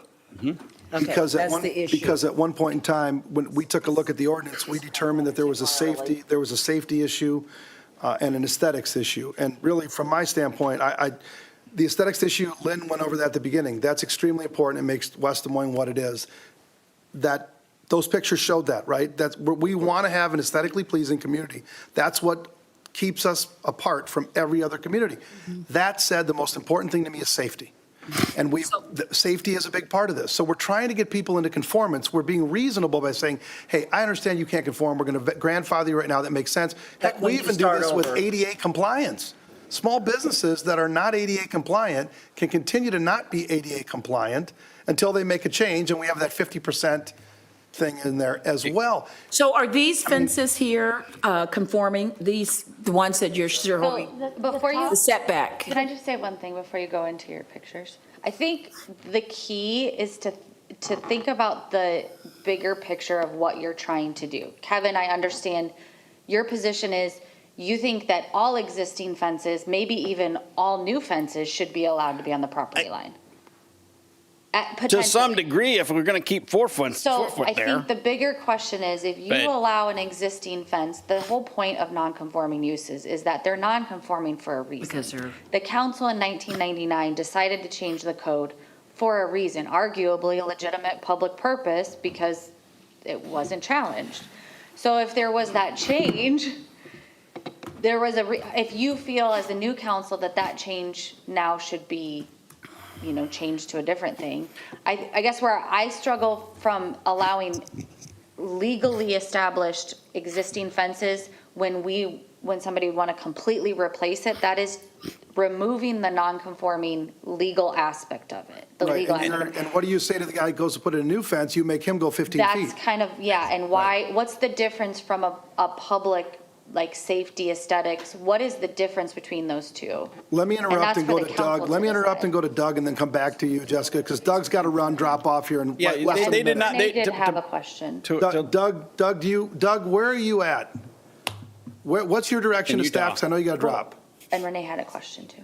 Okay, but I just want to make sure, because Doug's about to drop in 30 seconds. Explain. Yeah. I don't know that I'm happy with any of the language that I've seen thus far, but I don't have an alternative to propose right at this moment. Right now.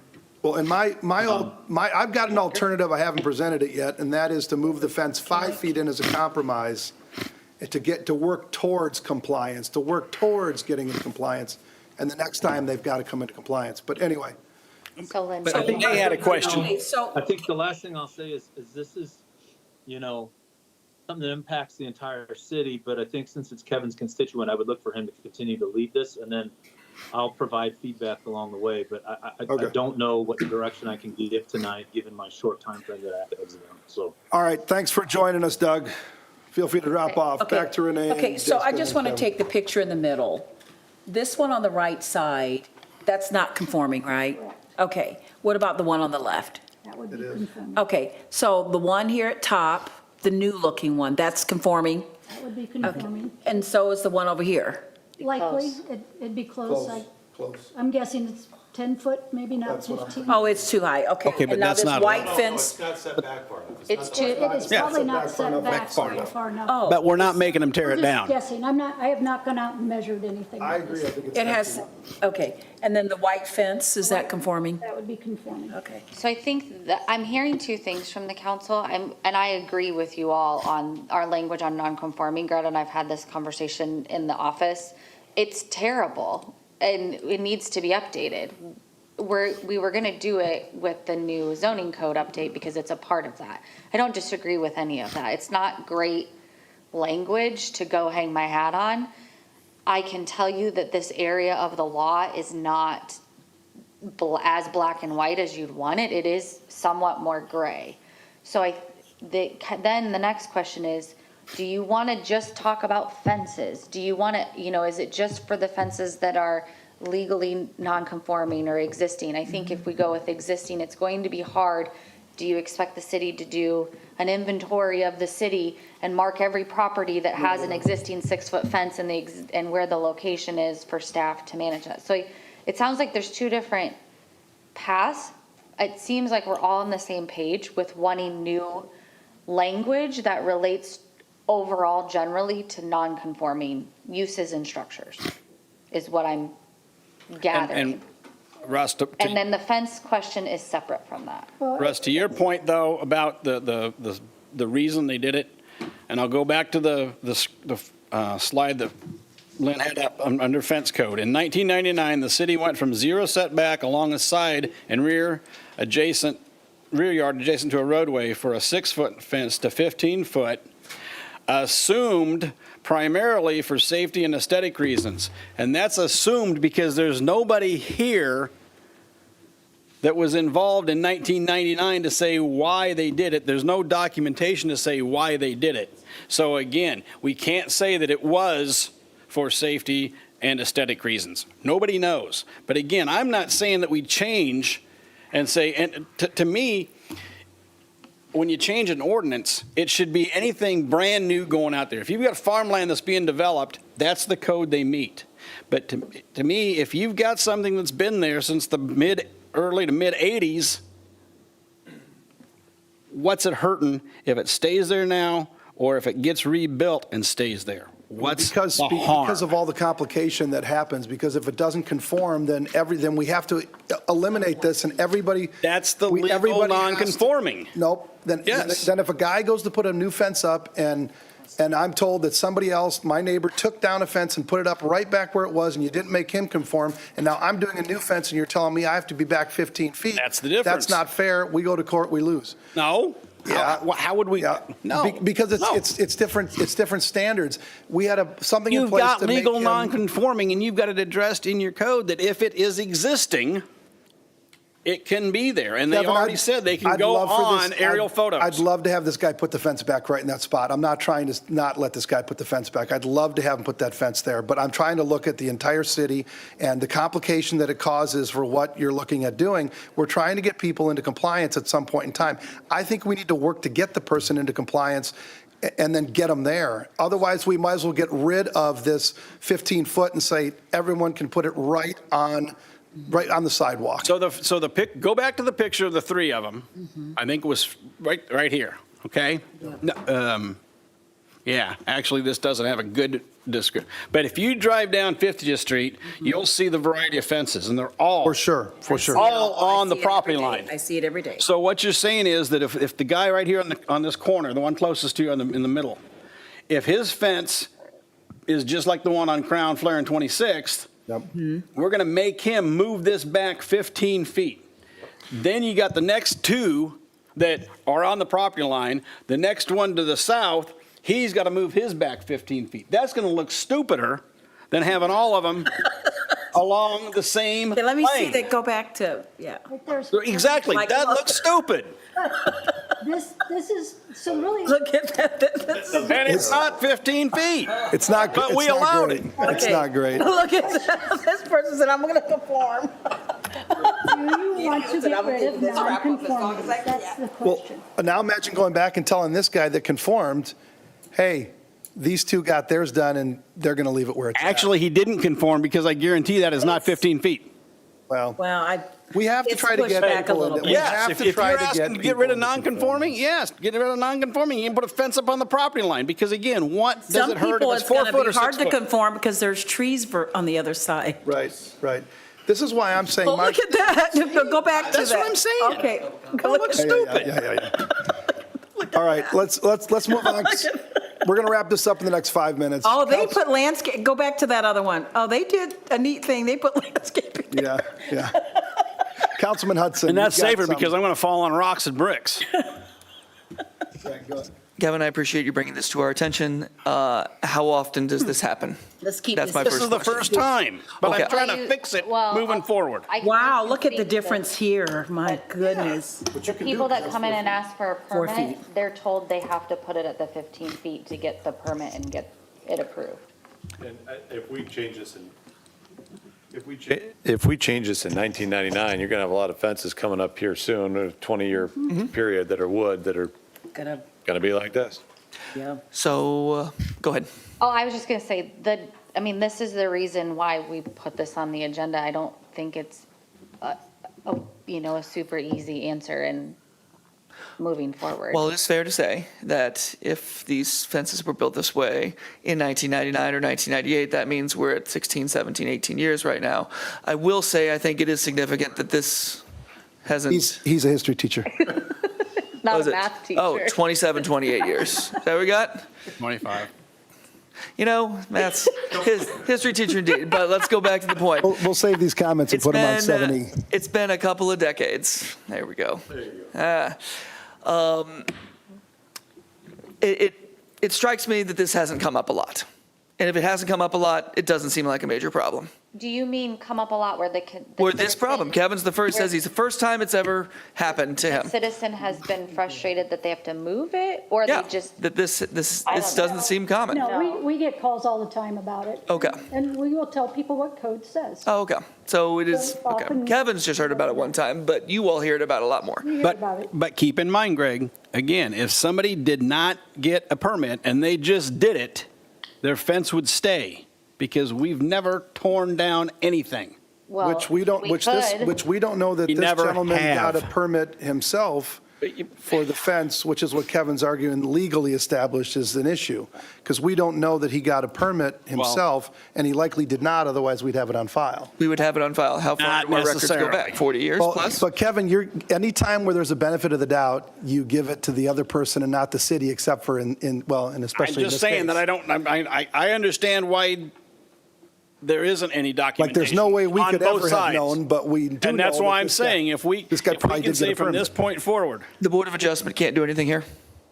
I would not recommend that Okay. they approve a variance based on the criteria. And the variance, you have to Wanted to check. typically prove a hardship. I mean, what hardship do you have? Maybe a tree in the way or I know you have something to would prove be- no reasonable return. That's fine. to I only on the say property. that, I only ask that because it's not under the BOA's under their purview.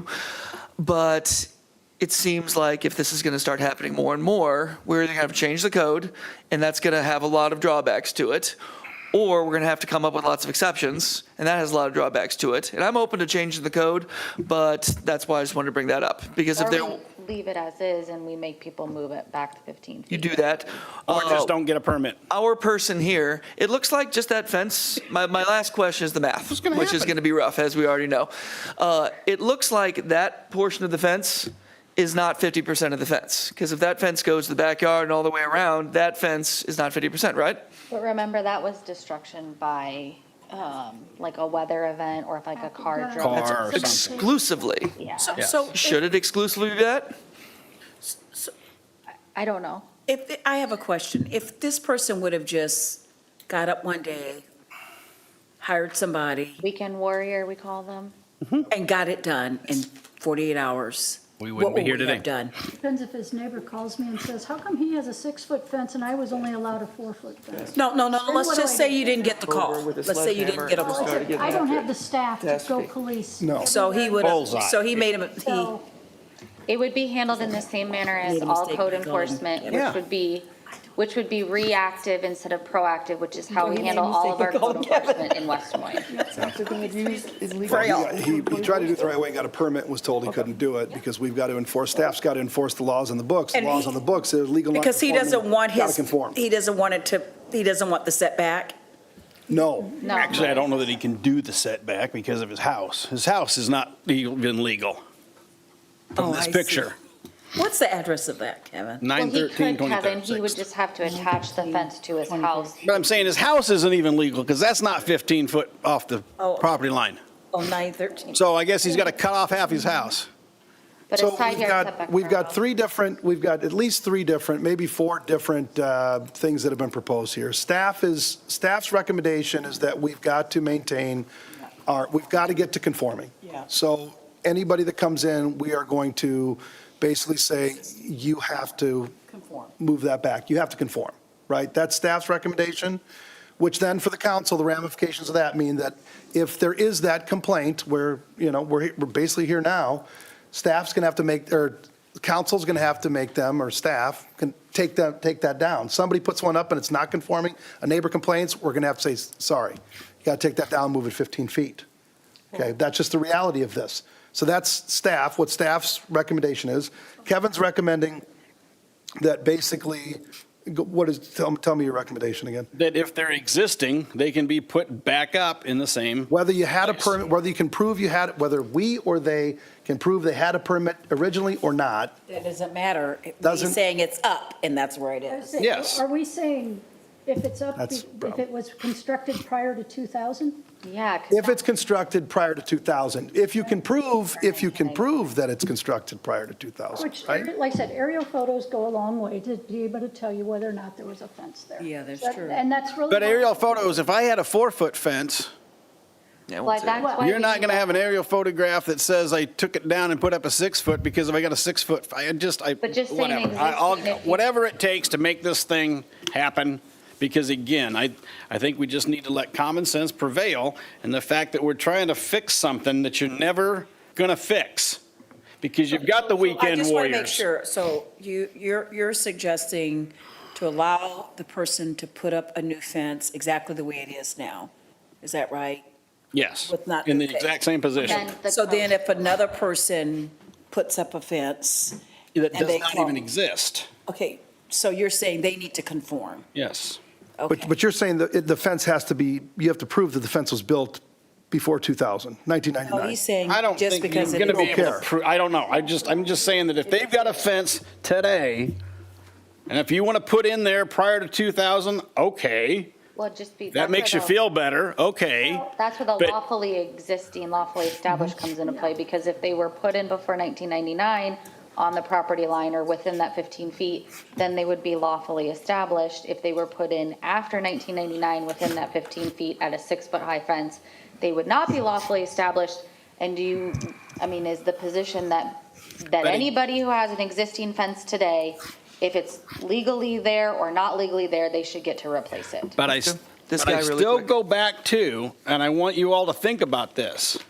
How is it really any different from a 4-foot fence on the property line, which any of us can build right now, to a 6-foot fence that has to be 15 foot back?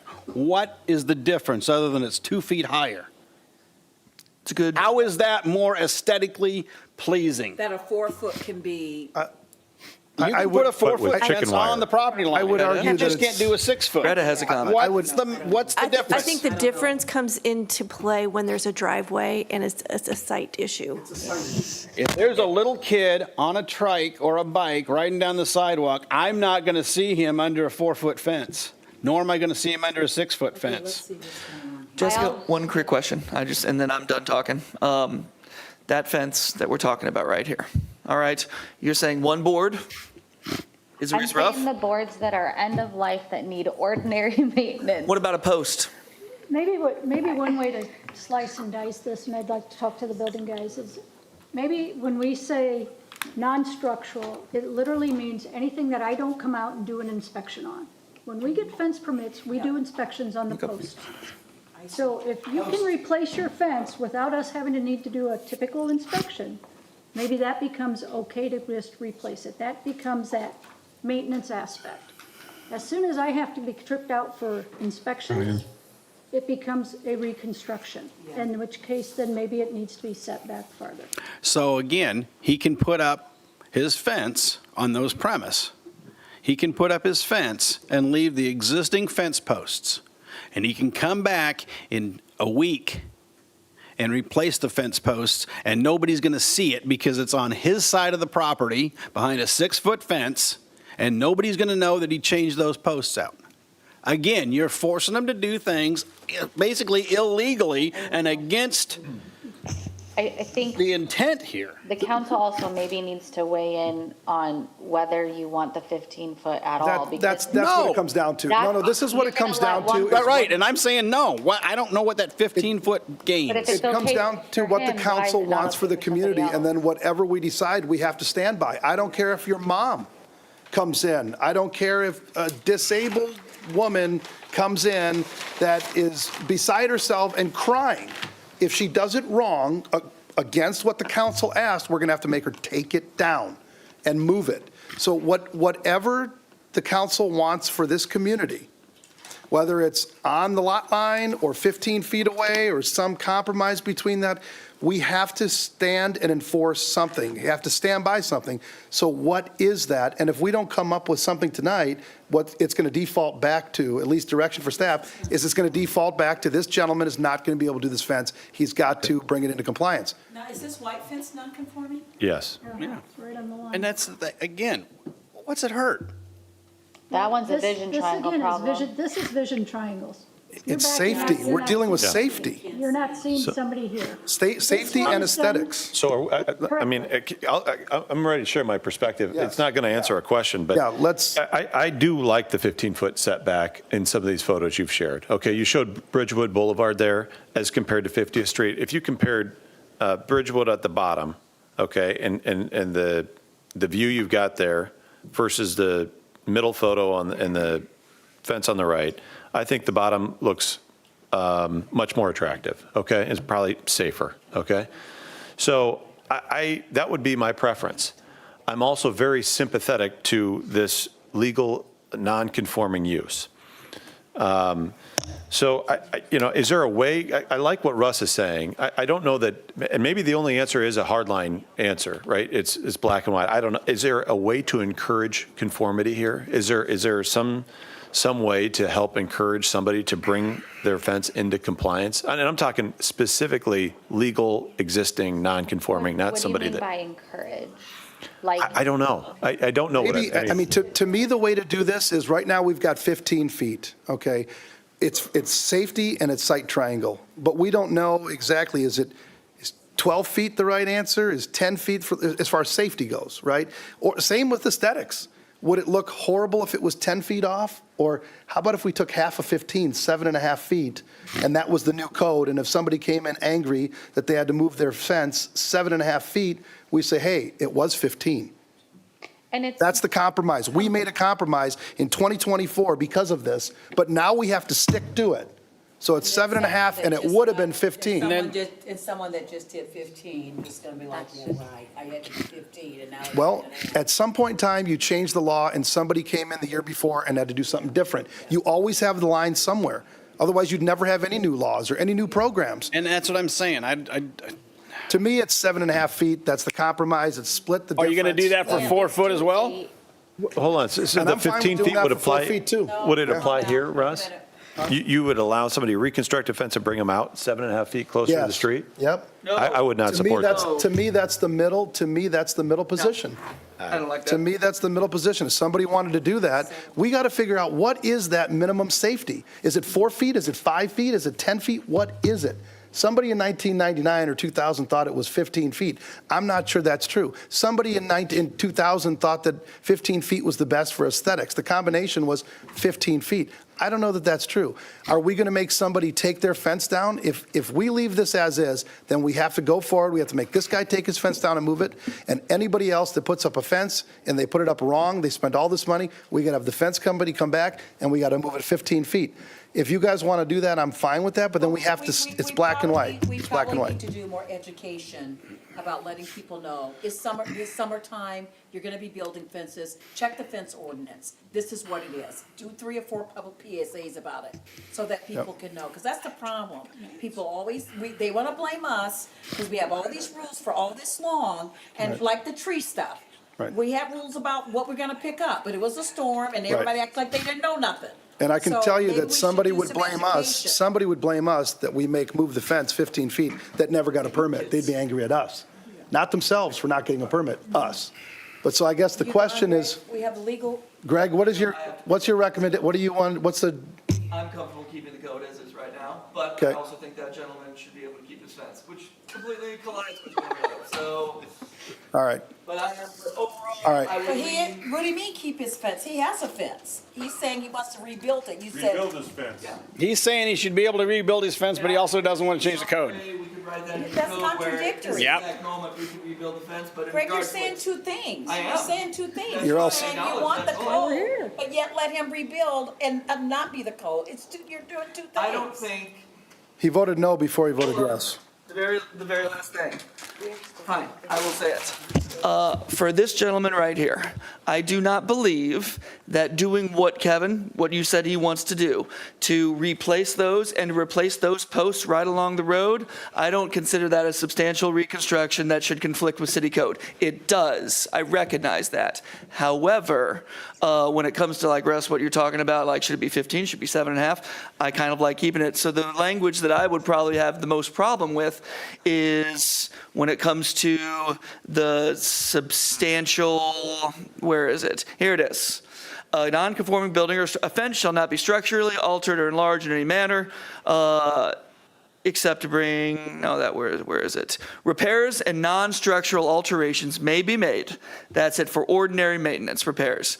I would like to consider this gentleman's problem an ordinary maintenance. I know it says Thank you. structural, and if you're just replacing the heads or the faces or the slats, Yep. so to speak, I think you should be able to replace all those. And if you're replacing all those, you should be able to replace the post as well, because repairs and non-structural alterations may be made. And in the case of a fence, So what you're saying is allow him to rebuild the fence as is? As is. But what you're saying is allow him Because to I'm not going to remodel- consider that. I consider that a non-structural alteration. You're allowing him to remodel the house by taking off the siding, replacing the windows, putting on a new roof, stripping down the house, I putting up consider new... fences in a different category. Fences are in a special category that require. What's the difference between what you're saying and a brand-new fence altogether?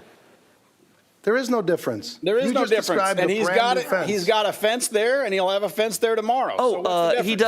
doesn't, no, it's the fence for the rest of, we're just talking about the fence right along. He's replacing his entire fence on that Entire backyard. fence. All Well, four and that's sides. above the 50%, and I think that changes it. We have a 50% thing. We don't have a 50% thing. Right here, destroyed by catastrophe. It's not destroyed. All right, let's move on. So that's where you're at. Not Matt, destroyed. where are you at? We're wrapping this up and going to executive session. Matt, where you're at?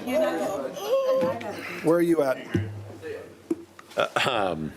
Bye, Greg. We I want to keep, here for you. I want to keep the 15 feet. I'm not interested in going down to 7.5 feet. I think what we have on Bridgewood there looks very good. And This guy cannot reconstruct his fence with you. Okay, go ahead. I feel like under existing code, he can do a third of it, and a third of it, and a third of it. Okay. So you want to keep it as is, and you think that based on how the code reads, the guy can do little by little. Listen, if he doesn't and have a want to new do that, fence if he over doesn't time. want to do over time, he can do it all at once and move it back. Okay, all at once and move it back, or a third over a period of time? What's the period of time? It's like I don't, that's why we have a 2 problem. weeks- 2 weeks in between, or? I'm confused. I don't know why I don't drink heavily after these. How can we say we want 15 feet, but we want to say to this gentleman, you don't have to if you do a third. It's hard for me to even go back to someone, look them in the eye and say, you can keep the way it is, we're okay with it, but you're going to do a third here, and you're going to do Third another there. third in 5 months, and you're going to do Yep. another third in 6 months. How do we do that? Because I think it is currently days. permitted. And I don't think, it probably shouldn't be, but it currently is permitted.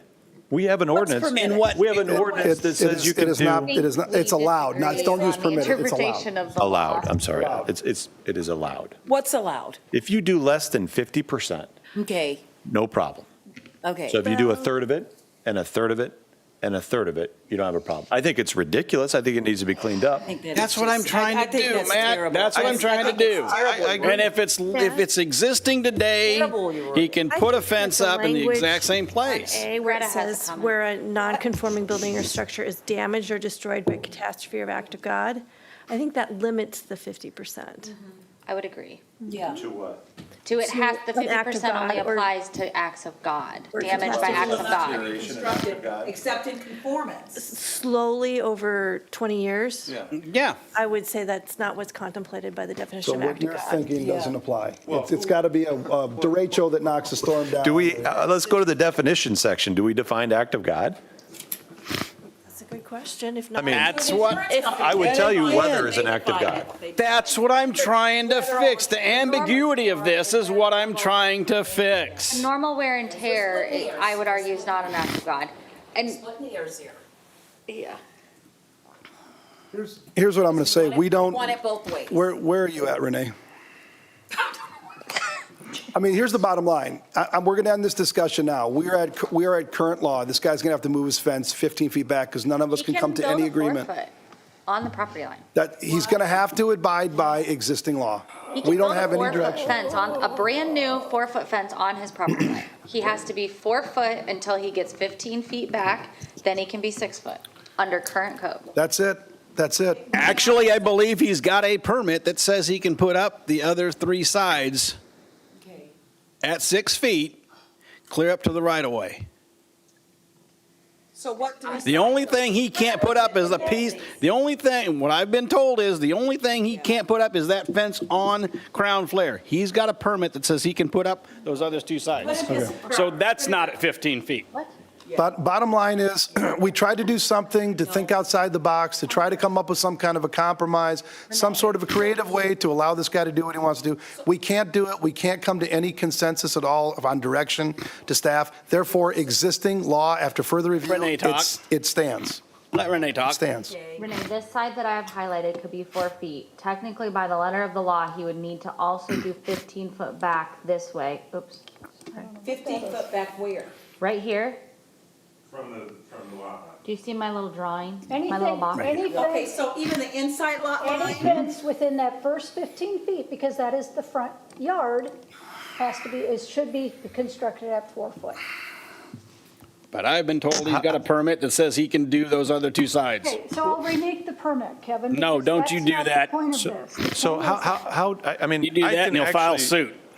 So bringing this 15-foot in on, I don't know what side that is. How That's does your that? street, so that's your street side yard. So That's the side yard. That is not the front of his house. That's this the is side street of his side. house. So this is his street side yard, Okay. right? This No. would be considered, That's a side. Okay. That's like Okay, your, side. like Oh, a the south. side. I don't know. if he. Go ahead, Jessica. If he would have built his house facing Crown Flare instead of fronting and having his driveway on 26, that's Yep. the definition of, or whatever, the opposite way.